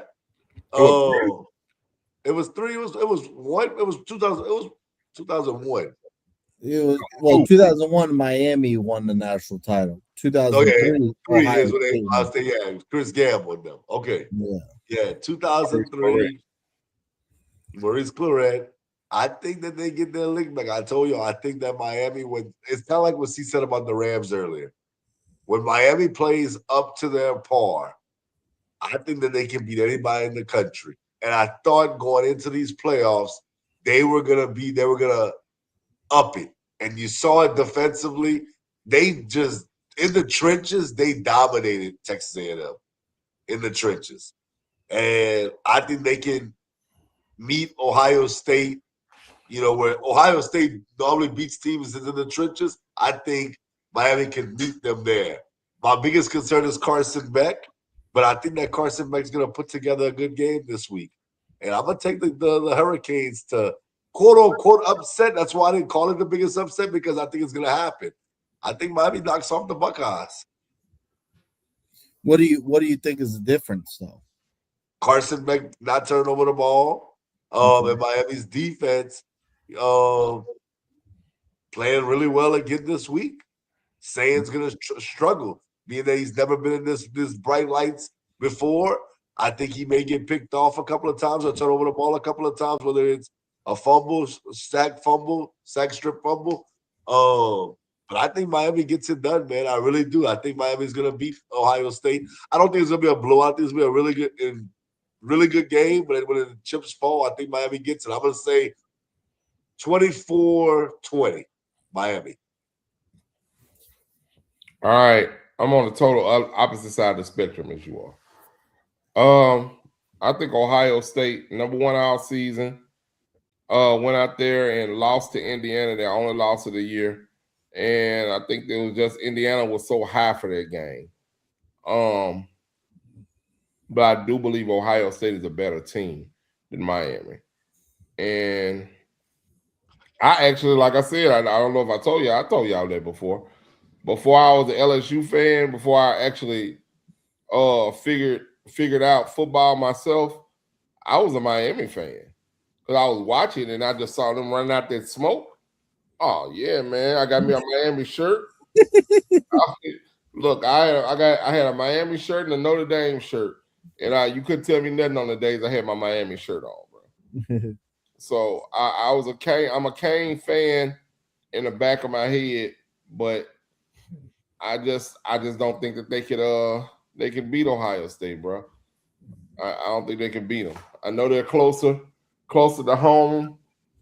So I know the stands be packed full of Kane fans.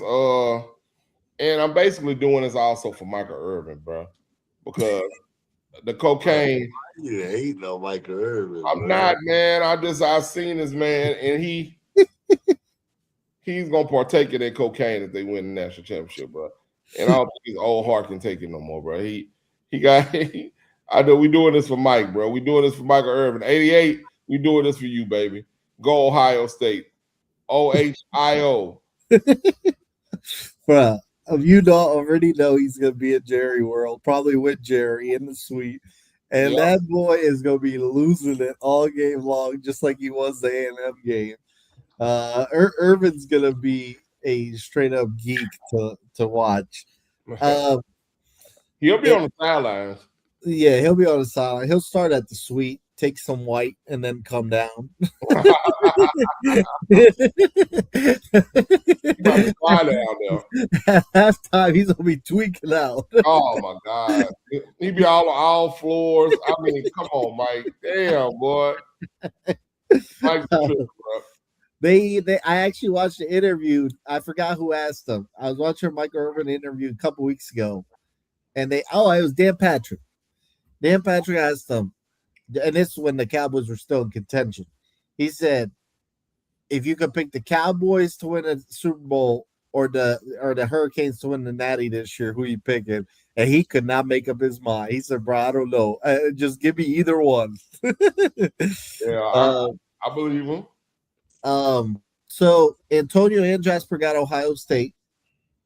And X, I'm gonna go Ohio State too. I see a similar score, like similar game, what you're saying though. I'm gonna say Ohio State 23-17. I don't think this is high scoring, but Miami has to look much, much better on offense to win this game. Like, because Matt Patricia's defense has been very legit. And so they have to pull a trick play out of their hat.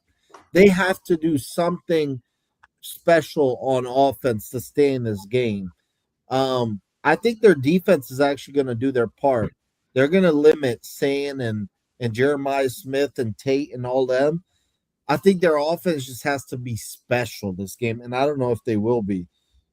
Carson Beck can't turn the ball over at all. I think he turns it over once or twice, and that's the difference. I think Miami sticks around and they cover, but I got Ohio State in the end. I just think it's too much, and I'm going to go with the Buckeyes. Okay. All right, and I'm going to do all these games in order. So let's go the next day, New Year's Day.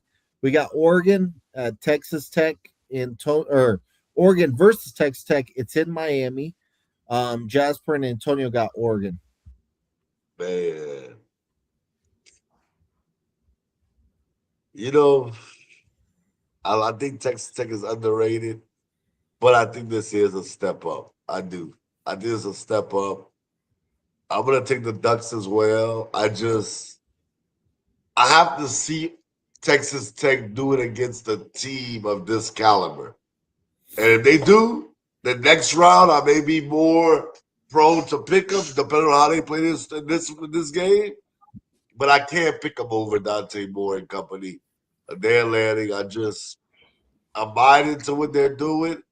And dare I say, Oregon, they have that sour taste in their mouth from last year. They went in as number 1 seed, got put out. They'll figure it out. They'll beat Texas Tech this week. You got the answer right. I don't think it has anything to do with last year, though. Those guys are gone. One guy is gone. What, two? Tez Johnson and Dylan Gabriel. I mean, but Dan Lanning is still the head coach. Yeah. That's sour in his mouth. I know as a coach, if you lose when you're the number 1 seed, it's in your mind. Yeah, but that's what I'm saying. It's still not the same team. But I think he might like this road, this path, better than he did the number 1 seed last year anyway, because he doesn't have to play Ohio State as soon as he started playing in the playoffs. So I think that they've been underestimated this whole entire year by this panel for sure. But I still gonna underestimate Texas Tech. I think that Oregon is just a better team, got a better program.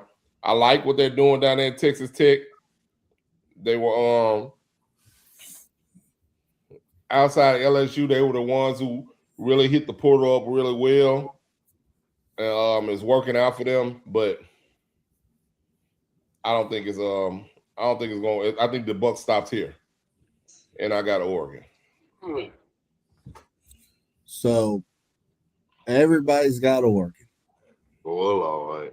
Not so fast, my friends. Oh Lord, oh Give Lord. me the Red Raiders. I had the Red Raiders over Oregon in my bracket.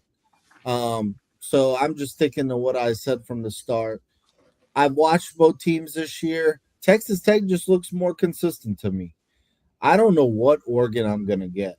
One week they look really good. The next week they look sloppy. I think Oregon loses this game, and I think that Dan Lanning starts feeling some heat. Not some heat in terms of getting fired because he's really done a good job overall, but just some pressure like, hey, what you do in the regular season's cool. Let's see you do it in the playoffs. Um, and he won the Big Ten last year. Good for him. But my thing is, he's got to start winning playoff games to get more respect. And I think they find another way to lose. And I think Texas Tech's defense is so underrated. I think they're going to keep that. It's going to keep them in the game, and I think the offense just makes a play or two and wins this game. Plus, I don't think it's easy for Oregon to travel to Miami. 3 hour time difference, big travel going west to east. So I think it's going to affect them. I got the Red Raiders. Wow. Okay. Shout out to you. All right. Let's go to the next game. The Rose Bowl. Alabama, Indiana. Um, Let me see what they said. Antonio and Jasper. Antonio's got Indiana. Jasper's got Bama.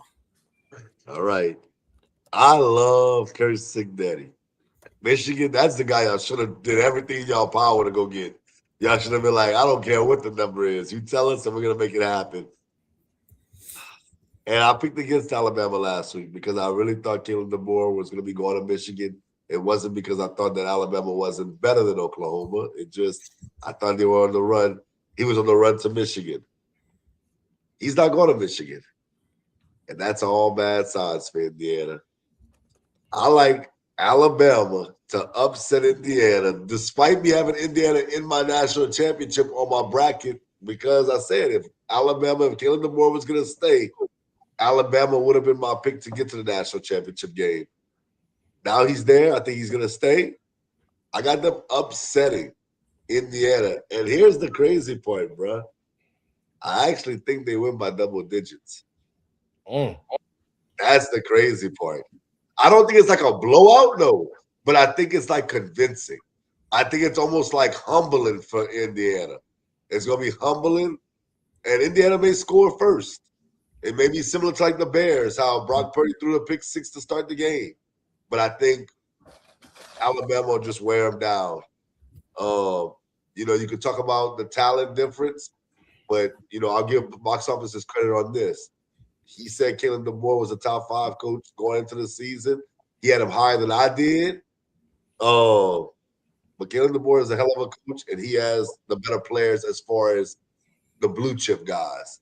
And I think you're going to see it in this game. I think they win convincingly. I say a 10-point win for Alabama. By the way, if it does change anything for y'all, it's expected rain the whole game. 1, 2, 3. Dang. Uh-oh!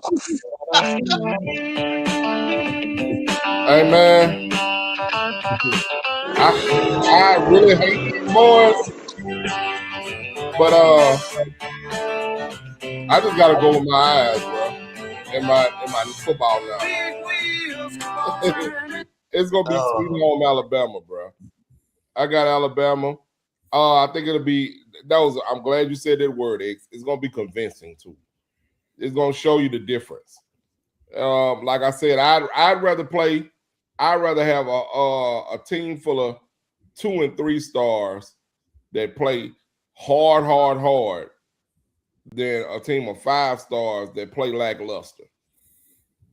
But I believe Alabama's got a team of 5 stars that's not going to play lackluster to come this game here.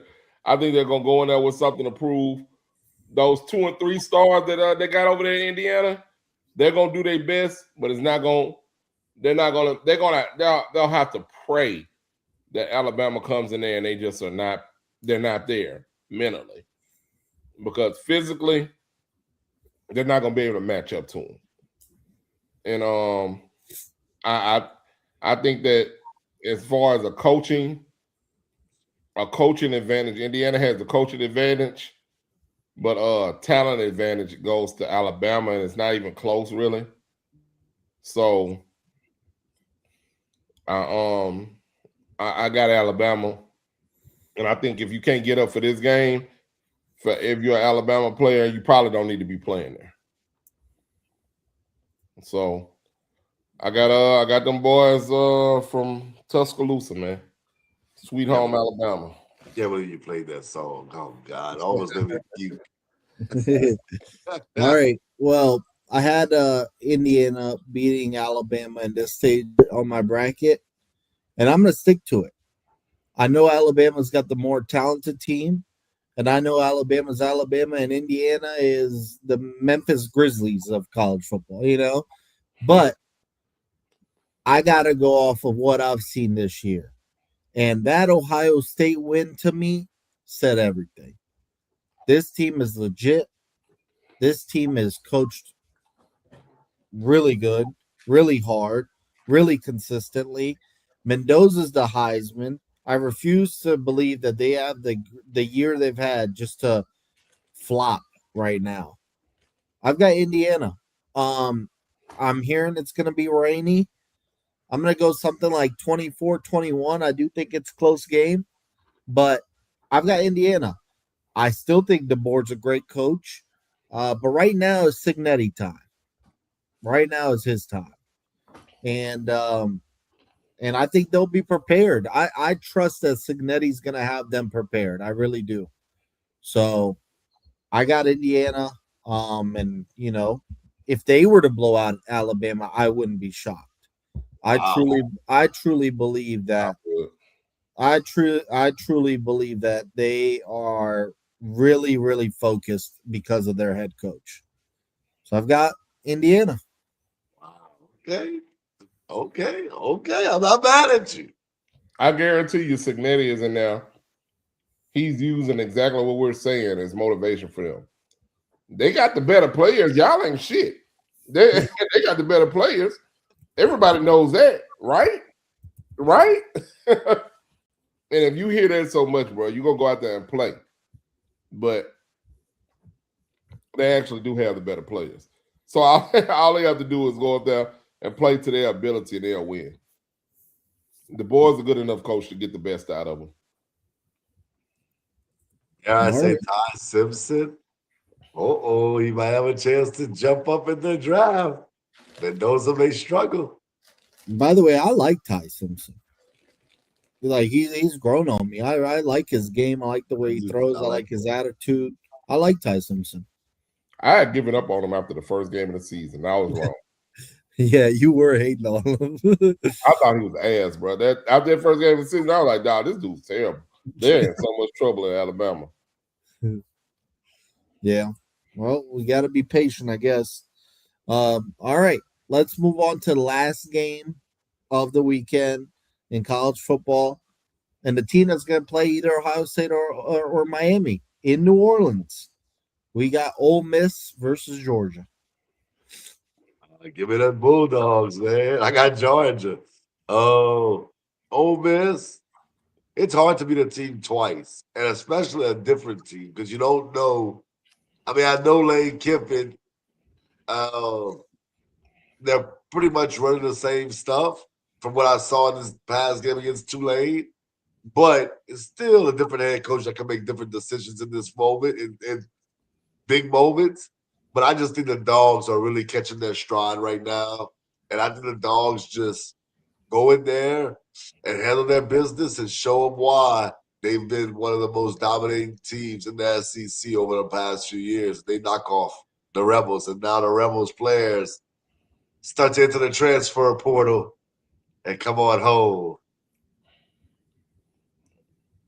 to the boot, baby. But I got the Bulldogs. But I'm going to say final score 30-21. That's a good score. Y'all watch sports like I do, so I'm sure y'all have seen this the same commercial when the guy is in the meeting with his boss and she has the bulldog cup and he's like, yeah, he's like sick 'em with all that bullshit. But I've seen that commercial probably like 50 times, but I've laughed 50 times. It's hilarious. But that's how I feel when I think about that game, man. Get them, sick 'em, whatever, bro. I got the Bulldogs, man. That commercial's hilarious, though, man. They need to get a whatever award commercials get because that was good. All right. Jasper and Antonio got the Bulldogs. I've got the Bulldogs. I think that it's going to be something like 21-21. And then Georgia's going to cause a couple turnovers. And they're going to run away with it. And it's going to end up 42-21. Something like that. I just see them running away with it in the fourth quarter. I just think Georgia's dangerous when they have multiple weeks to prepare, especially if they played you already once. So eventually this Lane Kiffin thing has got to cost Ole Miss, and I think this is it. Yeah, I've got the Bulldogs. So I think that's the only game where we all agree on. So we'll find out what happens, man. But I'm excited for these games. Tomorrow night, Miami, Ohio State. I think that's a big game for Jeremiah Smith because it's against his hometown guys and hometown team. I think it's a good way to start it off. And then Thursday we get 3 straight. Yep. Hey, Michael Irvin, what up? Yes. Hey, Michael Irvin would get rid of that cold for you real quick, X. Oh, come on, man. I'm good. All right, X, take it away with your award season. All right, y'all. Well, first we want to say thank y'all, man. Thank y'all for rocking with us this entire 2025 and even before that. It's been a crazy 2025. Obviously, if you've been following the NBS brand, you know things have changed this year. But we believe that it's for the better. We believe that it's for the better, and we're excited about 2026. But before we get to 2026, we're going to give out some awards for 2025. So with that being said, you want to go with your award first, C, or you want to go with your award last? Since mine's kind of a negative award, we'll go with mine first, man. Okay. All right. Mine is the worst luck award. Worst luck award. What team or athlete had the worst luck this year? Okay, I'll go first because I already have my answer. I didn't even really look it up when you said it. I was like, bingo, that's it. I'm going Indiana Pacers. Wow. Tyrese Halliburton getting hurt in Game 7.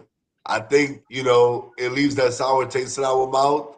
Shout out to OKC. They did what they were supposed to do. But I think that's the worst luck. I think not only for the team, Tyrese Halliburton, but also the fans in the NBA. We got cheated out of a Game 7 because Halliburton's injury. But I'm going to say that was the worst luck. Indiana Pacers and Tyrese Halliburton.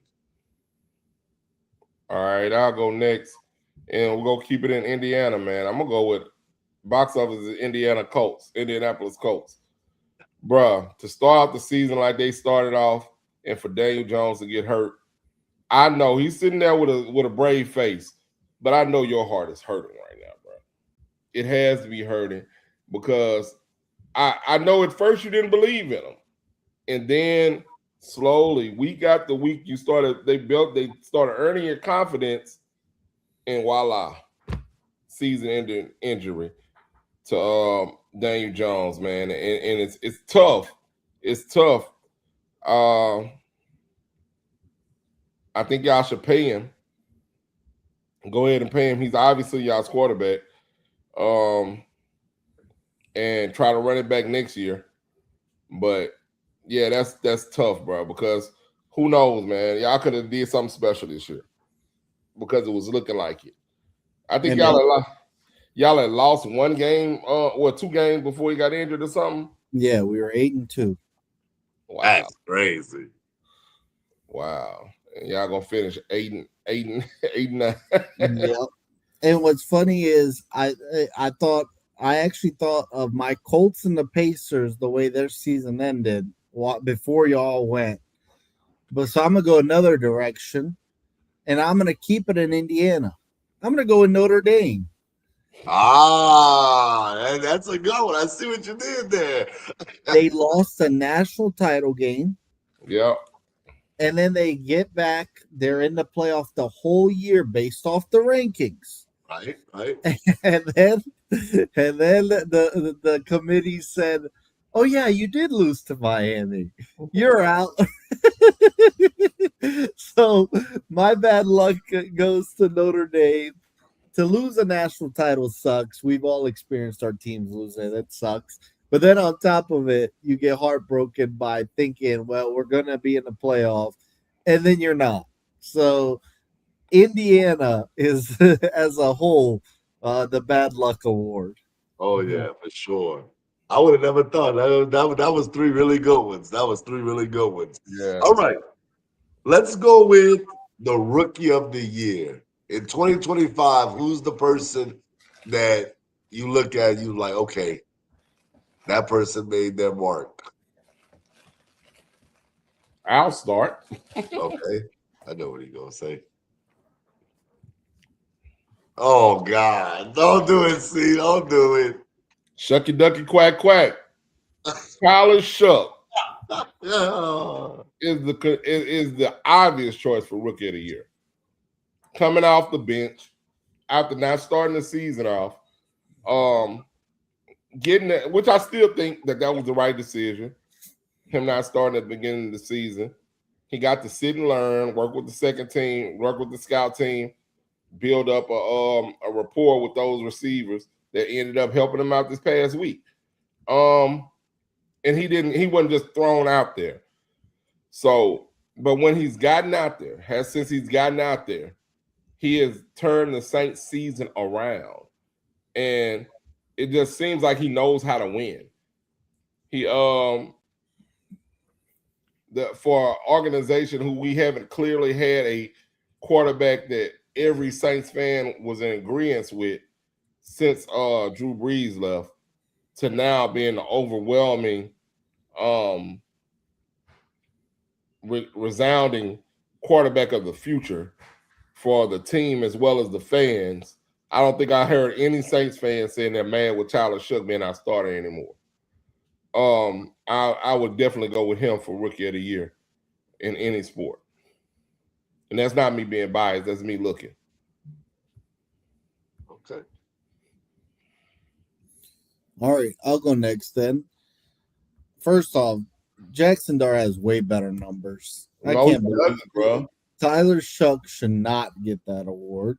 I'm going to go with a little bit of a combination of last year and so far this year.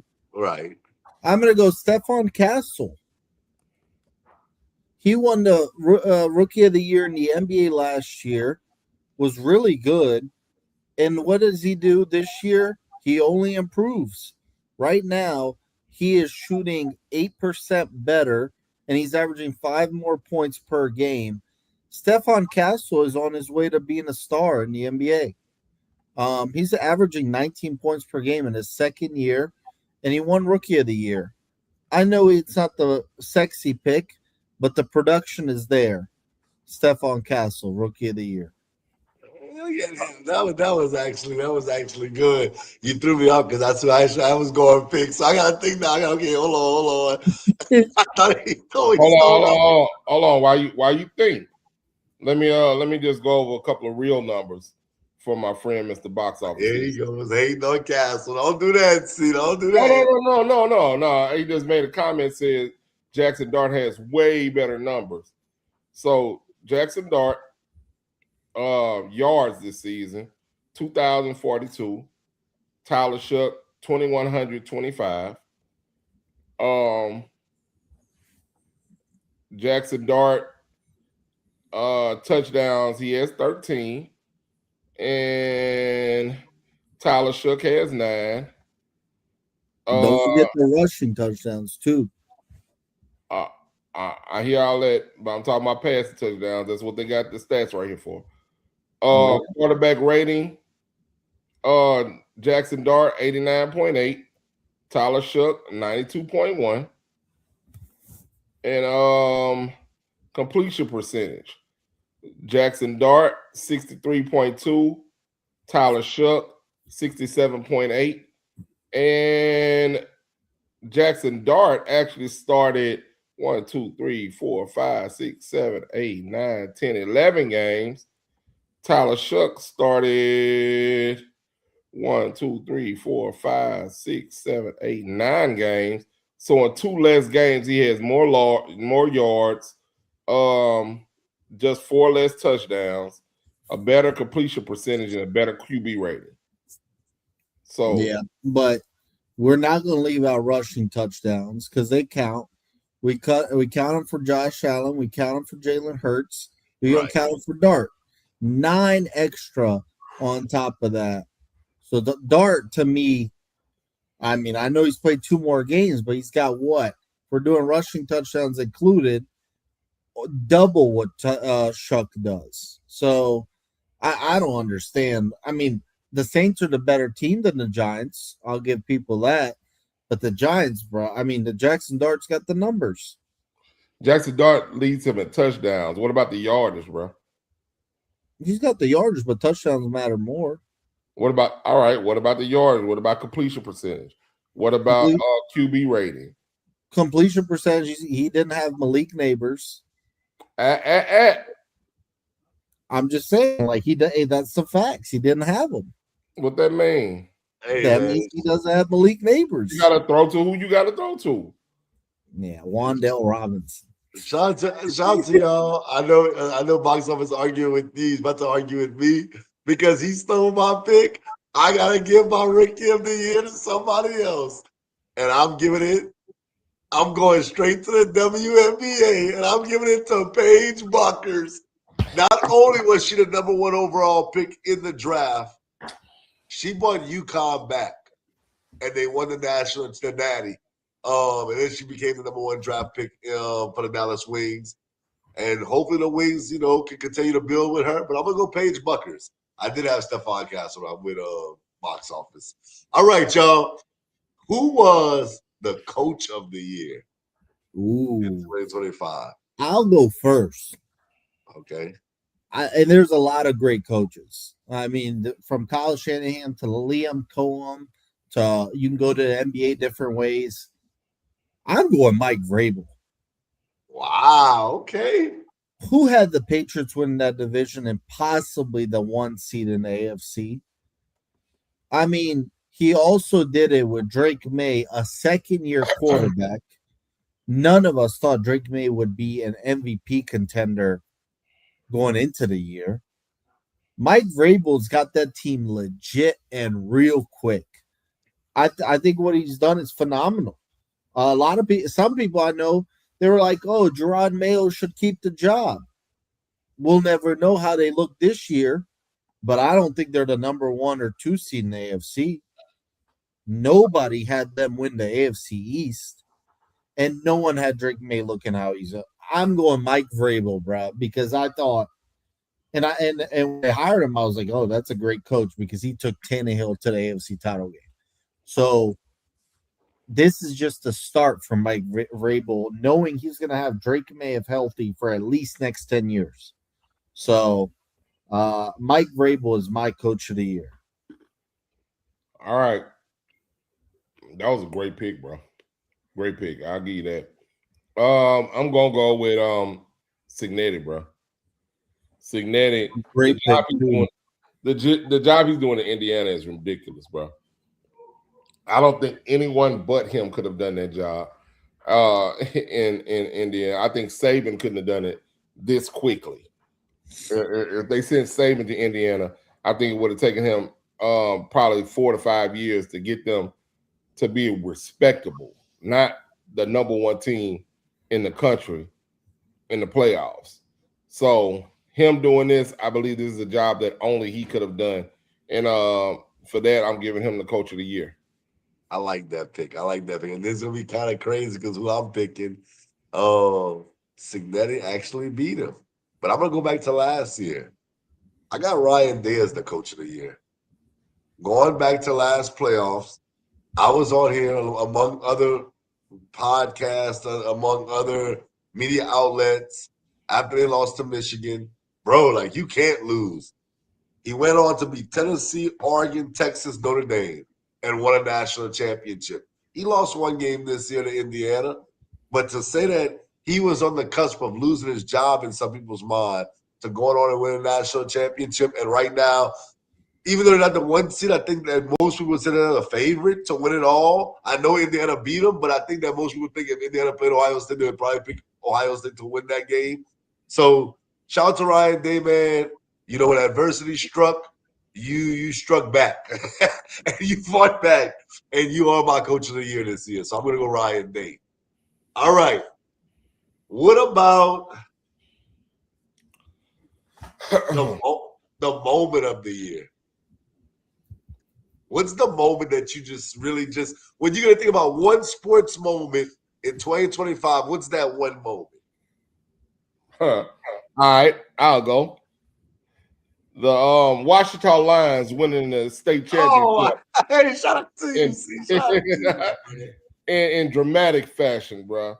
Off a strip fumble, getting it back, moving the ball, matriculating the ball back down the field, scoring a touchdown to win state championship, first one since 1989. Honorable mention for coach of the year is Benji. Coach, what's his name? Benji. Damn, I can't think of his name.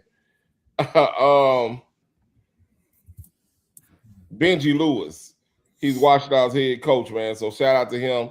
The District 1 select champions or whatever. But nah, I'm just capping, man. That's my personal best sports moment of the year. So just to be a real one, it's one out of the two boxing matches I saw. One would be very recently, Jake Paul's face when he got knocked out, and the punch.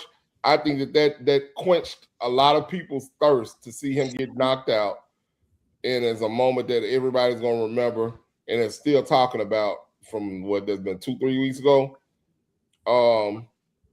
And I think that was a great moment for 2025. And the other one was Bud Crawford beating Canelo, and not just beating him in convincing fashion. I think that may have been the moment of the year, sports moment of the year, because he had definitely accomplished everything that he needed to accomplish. At that, I think he was the underdog going in, and he came out, and people was wondering why they even had him as the underdog. I think that win was just as convincing, if not more convincing, than the one when he beat the hell out of Errol Spence. And it unquestionably put him as the best pound for pound in everybody's eyes. So that's the moment of the year for me. Best sports moment. Wow. I'm gonna let you go first, box office, because I'm gonna tie mine into the next one following this one. You said the sports story of the year, right? Moment, whatever story, whatever moment, that when you're gonna think back to 2025, oh, that's the moment I remember. Easy. Luka Doncic getting traded. Damn, that happened this year, huh? It did. That was like when I thought about I literally not real, you're right.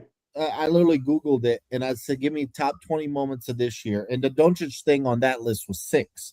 But I said, out of these 20, what is mine? And it's Doncic. Because it's like, bruh, to me, I remember coming on a show here, we were still confused and in shock. And it was like, shocked. I think it was like 48, 50, 72 hours after that. It was Doncic getting traded, bruh. That was such a story. That's like a still continuing story. Right. As the Mavericks look terrible and Anthony Davis is hurt, and as we get closer to the playoffs, Nico Harrison already got fired. So my thing is that was the moment of the year. That was the thing that had me most in shock and had me just lost for a couple days. So that's my sports moment of the year. Hey, I'm not gonna lie to you. I didn't write that down, but I think I'm with you on that one. I think that's the one I'll look back to 2025 and be like, bruh, Luca got traded. But I'm gonna tie in my moment with also my game. I'm gonna because next one's the game of the year. So I'm gonna let y'all think about it for a second. But my moment is gonna be going back to what we just talked about. Tyrese Halliburton. Game 2 versus the Knicks. He hits the three, heard around the world. They go on to beat the Knicks, and I think that's my game of the year too because, bruh, Tyrese Halliburton, bro, it's really a whole playoff run, but that was the one because this is what you're always gonna remember. That's what everybody started doing with the Halley, with the Helly, with the Helly, and everybody was tweeting it out. So I'm gonna say Halliburton is the one that I felt like really just jumped out for me. So I'm gonna say game and moment Tyrese Halliburton, but the game I'll say versus the Knicks in game 2 when he hit the big three and he did the choke moment. Yeah. But what's y'all game of the year? They had some really good games. Like I was going because I hate to do game 2 because it's like there's so much more to the series, but that's the one that I'm just always gonna remember. I'm gonna remember that forever.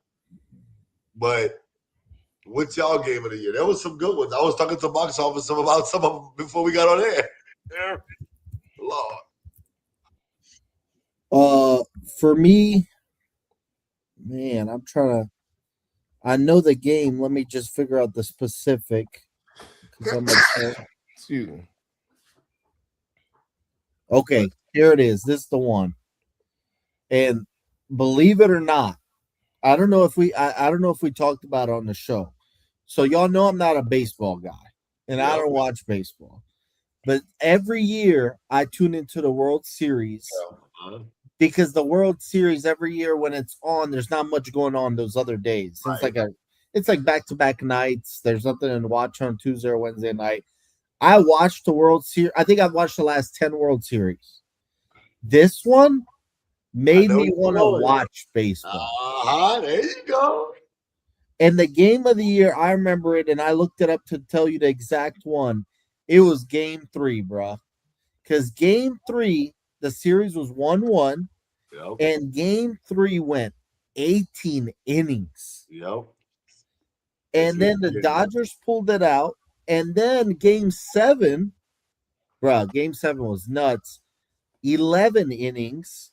And I remember the Dodgers were losing. I think it was like the 7th inning. They would hit a home run to like tie it. And they looked dead the whole game. Everybody thought Toronto was going to win the game the way the game was going. I loved the World Series this past year. It was fire. Good job. I watched all 7 games. And I'm not a baseball fan. I can name you maybe 5 players. Bruh, I remember sitting there game 6, finishing the game, and sitting there like, bruh, I can't wait till game 7. And I don't even watch that sport, but I know the rules, and I know moments. I understand it's game 7. I know it's everything these players have ever looked forward to. That game 3 and game 7, bruh, nuts. I'm gonna go game 3 because it went 18 innings. Game took almost 7 hours. And the Dodgers eventually won 6-5. That game 3 made me start paying attention to the World Series because previous to that, I didn't know who was playing, didn't really give a damn who was playing in the World Series. Well, I knew who was playing, but I didn't care. But I was like 18 innings. So then I actually set the alerts for my phone because I just can't watch the game. I set the alert to the phone so I could get the highlights or whatever. And the game 7 was exciting. Just following along on my phone, because you knew what was on the line for it. So yeah, I do agree. That was great. But I'm gonna go with the best sport in the world, football.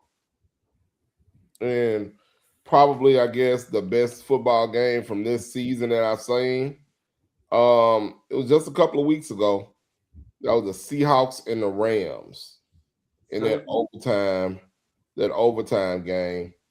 And you just think that you didn't think that it was gonna go like that, and it did. The Seahawks ended up pulling it out, and it was a great game. It was a lot of scoring. I'm more of a defensive player at heart, so I like defense, but end up 38-37, and you really didn't. It was a lot of score. You saw a lot of scoring in the game, but it didn't seem like it. I guess you could say it seemed like it really seemed like the Rams were gonna win the whole game, if you ask me.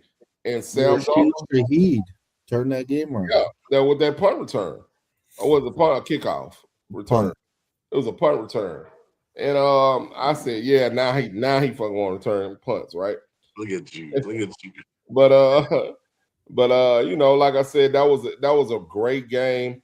I know not much was on the line or whatever, but that could ultimately decide who wins their division, really. You know what I mean? That one game that the Rams win that game, they have a chance to win a division right now. But they lost it, so they don't. You know what I mean? So it was just a really good game. It was worth staying up for. I know I was trying to go to bed. Then I said, "Oh, it's overtime." You know what I mean? So it was a really good game. So I think that was the game of the year for me. Okay. Who was the team of the year in y'all mind? I'll go easily. Oklahoma City Thunder. Uh-oh. And there was a lot of great teams. The Eagles were great. They beat up on the Chiefs. The Dodgers, we just talked about them. I know that I think we're back to back, right? Yep. Yep. So they're a great team. And if you said the Dodgers, no arguing with me. The Florida Gators were really good in the tournament.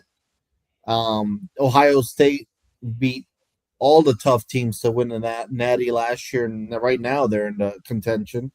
I'm going to go Oklahoma City Thunder, though, because it was the beginning of what might be a dynasty here. Really only Denver gave them a big shot.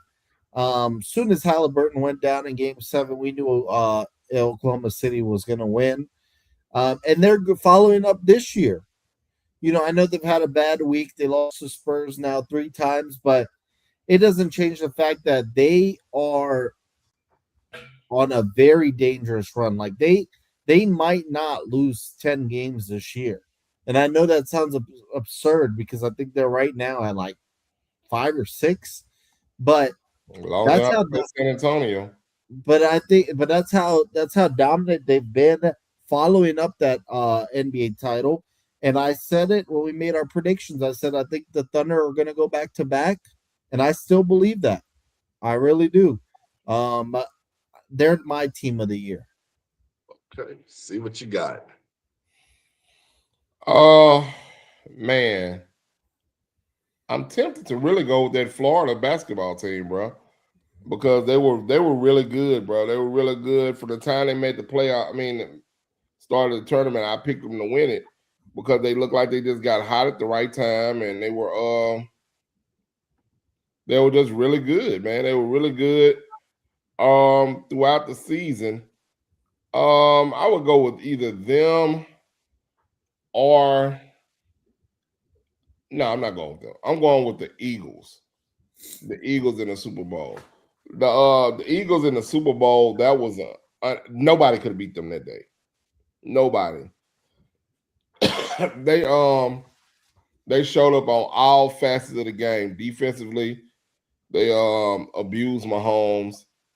Offensively, they got in the end zone very often, and it just looked like that they were the perfect team last year. I don't know what happened this year, but they have most of the same players and they don't look like that. But that team last year, it was like all the stars aligned for them to be the best team in the NFL. And I actually thought that they were going to shut out Mahomes and the Chiefs at halftime. I said, well, they might not score this whole game the way they had them not scoring in the whole first half and looked so dominating. I was like, they're going to hold Mahomes them to no touchdown, no, not a point on the board. But they didn't. They eventually scored, but it still didn't feel like it. So I'm gonna go with the Eagles. Yeah, I wrote down the Eagles too. OKC, I had them written down, but I put next to them. It left a sour taste with Halliburton getting hurt. It's not no knock to them. It just that's where I couldn't put them. But Philly might have ended the Chiefs run as we see the Chiefs now. As much as Philly struggled this year, they're 11-5 or 11-4, whatever they are right now. The Chiefs are not even in the playoffs, bro. It's like since they lost that game, it's like, what happened to the Chiefs? But I'll just go in a different direction just to give some notoriety to another team. I'm gonna go to Dodgers. They're back-to-back champs right now. But see, I did have the Eagles written down. But dare I say the Dodgers made three-peat, dog. The Dodgers are loaded. So yeah, you can't go wrong with none of these teams. But all great seasons last year. But if I had to tip my hat to one, it'd be Philly just because, like C said, they were so dominating last year. It was just ridiculous. And last but not least, before we wrap this up and get to our shout-outs, in 2025, who was your athlete of the year? Oh, excuse me. Bless you. Thank you. Y'all want me to go first? Yeah, go ahead. Shohei Ohtani. Dog. He does things that we've never seen in baseball, bro. The dude gets 10 strikeouts and then goes hit 3 home runs. This team has gone back-to-back. They're probably going to win a third straight this year. We may be on the cusp. And this is a good time for box office to start watching baseball. We may be watching the greatest baseball player ever. And I don't say that because I know people hate to say Barry Bonds took steroids. Barry Bonds was ridiculous. You know, I used to watch it back then a lot. Derek Jeter, King Griffey. I grew up watching that. Ohtani's just different, bro. He's different. So yeah, I'm gonna say Shohei Ohtani is the athlete of the year. Follow closely for me, but the reason why he edged this guy because I can't put you over Shohei Ohtani off of one fight, and that was Bud Crawford. Just because Bud Crawford beat Canelo, and that was a great win.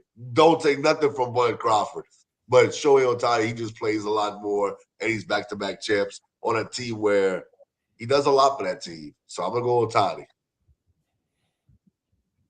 All right, I'll go next, and I will go with Bud Crawford. I ain't mad at that. Simply because a lot of people are going with Ohtani, but I didn't watch him. I can't lie like I saw him. Right. I know you, like I said, he bats and he pitches, and that's awesome. But Bud beats boys up. Whoever you put in front of him, he's beat them convincingly. I haven't never seen a bad fight from Bud Crawford. The fight before he fought Canelo, he didn't look as great as he did against Canelo, against a lesser opponent. But I think that was just like him just going out there knowing that he could just go beat this guy up and win and beat him up. But I don't think that he can be beat. I don't think that he can be beat. And I haven't watched Ohtani, but I mean, obviously he can be beat. He's playing a team sport. But I would take Bud Crawford doing what he's doing over any other athlete in the world doing what they're doing. I remember it was times like when they would say athlete of the year, I would go with Serena Williams because I was like, can't nobody do what she doing. I don't care who it was. And that would be over LeBron, KD, and Steph and all of them. I would still be going with Serena. But Bud, I feel like that about Bud right now. Can't nobody do what they do better than he does what he does. Like, I don't think anybody has a chance to be in the ring with him. Okay. The only time I watched Otani was in the World Series, but I don't care. He's the athlete of the year. It's also crazy. I'm looking at his freaking resume. So he's won the last three Yep. MVPs and the last two World Series. I mean, come on, bro. And Ridiculous. and he pitches and he hits and he does it all at a high level. I remember Barry Bonds through like Sports Center. I remember Roger Clemens. I remember Alex Rodriguez, Derek Jeter, all through like Sports Center. I'd watch a World Series. That was about it. But every time I watch Otani, I'm like, bro, I know that no one else has done this. Like he's doing all of this. Like, bro, it's ridiculous. And just his resume alone, I'm looking is insane. And this dude is only 31. I know baseball players, they be playing to like 40, 42 easy sometimes. I I'm sorry, bro. Two world titles or two World Series titles and three MVPs in a row. That is that is Tom Brady. Yeah. That is Jordan. Like that is like that's another level, bro. And think about it, we almost didn't see him with the little gambling thing. We almost didn't get to see all of this if he hadn't got his accountant to take the rap for it. Yep. So it is what it is. He is dominating, and he's got to be the athlete of the year. And I wouldn't be surprised if he's the athlete of the year next year. Right, right. It's crazy, man. But I want to say I'll give my shout out because I know we have to wrap it up and New Year's is coming. But before I give my official shout out for 2026, I want to say shout out to my dog, man, David at LSU, man. That's my dog. We were supposed to come on here. He's supposed to do some work on here. He actually came on one show. Him and Box Office was arguing about something. Oh, but he was arguing with me all summer long, telling me, dog, Otani's the greatest baseball player ever. X, he tripping. He said it before, Otani was won this year. Hey, shout out to you, David, man. I'm starting to become a believer, brother. He's the GOAT, man. And I'm not one just to give the GOAT title over to somebody, but Otani's been different, bro. So shout out to you. And I got to hit you up so you can come back on the show so you and Yvonne can argue some more, man. And if you really want to argue with him, get in the group chat. This dude literally just argues just to argue, bro. He tries to troll me every day, see, I swear, bro. I'm like, bro, stop, bro. But shout out to y'all boys, man. I know 2025, we had our ups and downs. But I am happy about 2026 and where we're going. Hopefully I can shake back in the NBS league and in your league, see, and Box Office stop ducking, man. Come join the big dog leagues, bro, and see what that's about, man. Because I don't know what leagues you playing in, bro. Shout out to my family, cause see, you got me in trouble all 2025, but I didn't say it. I love y'all, and we're gonna have a great, great 2026. With that being said, I'm out, man. All right, I'll go next. Yeah, David last time told me Lamar was better than Stafford, and I have not seen David since. So, but no, he's welcome to always come on. But Happy New Year to y'all. I'm looking for another fun year to talk sports with y'all and make fun of y'all's teams. It's one of my favorite hobbies. So hey, we had another fun 2025. Let's make it a good 2026. And man, 2025 went fast, bruh. Like, think about like, okay, the Notre Dame Ohio State game was January. The Chiefs Eagles Super Bowl was February. And here we are again. It's almost January, February. Holy crap. Looking forward next year. See y'all next week. Hey man, you mentioned that the year went fast, bro. Beginning of the year, just this half of my beer was gray. And now I'm working on the other side. That's crazy, bro. That's crazy. Father Time is undefeated, even though LeBron is kicking his ass on the back nine. There we go. There you about to argue. Nah, man. All right, so this year has been a good one. It's been a great one. Looking forward to seeing what 2026 has on the horizon for me and my family and my friends. my squad. I know the NBS show is going to do nothing but get bigger and better and greater next year. So I'm looking forward to seeing that and the things that we're going to be doing and implementing into the show. So be on the lookout for that. My last for the shout outs, I always go to my family, Hunter, Morgan, Tori, Christian, Lee, and Edward. Daddy, love y'all. I'll see y'all in just a second. And to my wife, Latricia, I love you too. I'll see you in just a second. I'm sorry, my beautiful wife, Latricia. Got to make sure I put that in there. And to Papa's babies, Marcel Carter Bryant and Azaria Grace Bryant. I love y'all. I'll see y'all in just a second, even if it's just on my screensaver. And to my biggest accomplishment of 2025. I said I might start making y'all call me Master C instead of Mr. C, man, because I achieved getting my master's degree this year. And if you had told me, does it say 10 years ago that I'd have my master's in anything right now, I'd have told you were crazy because I had no intentions on going back to school, bro. But, once I got it in, when I got back in, I was like, yeah, I'm going to go ahead and do it. And it's never too late. It's never too late. And education is something, once you get it, they can't ever take it away from you. So if you can, make sure you get your education. That's my note for the kids out there. Shout out to everybody else out there, man. Appreciate y'all for tuning in. Love y'all. Peace. Peace. Boot up or shut up.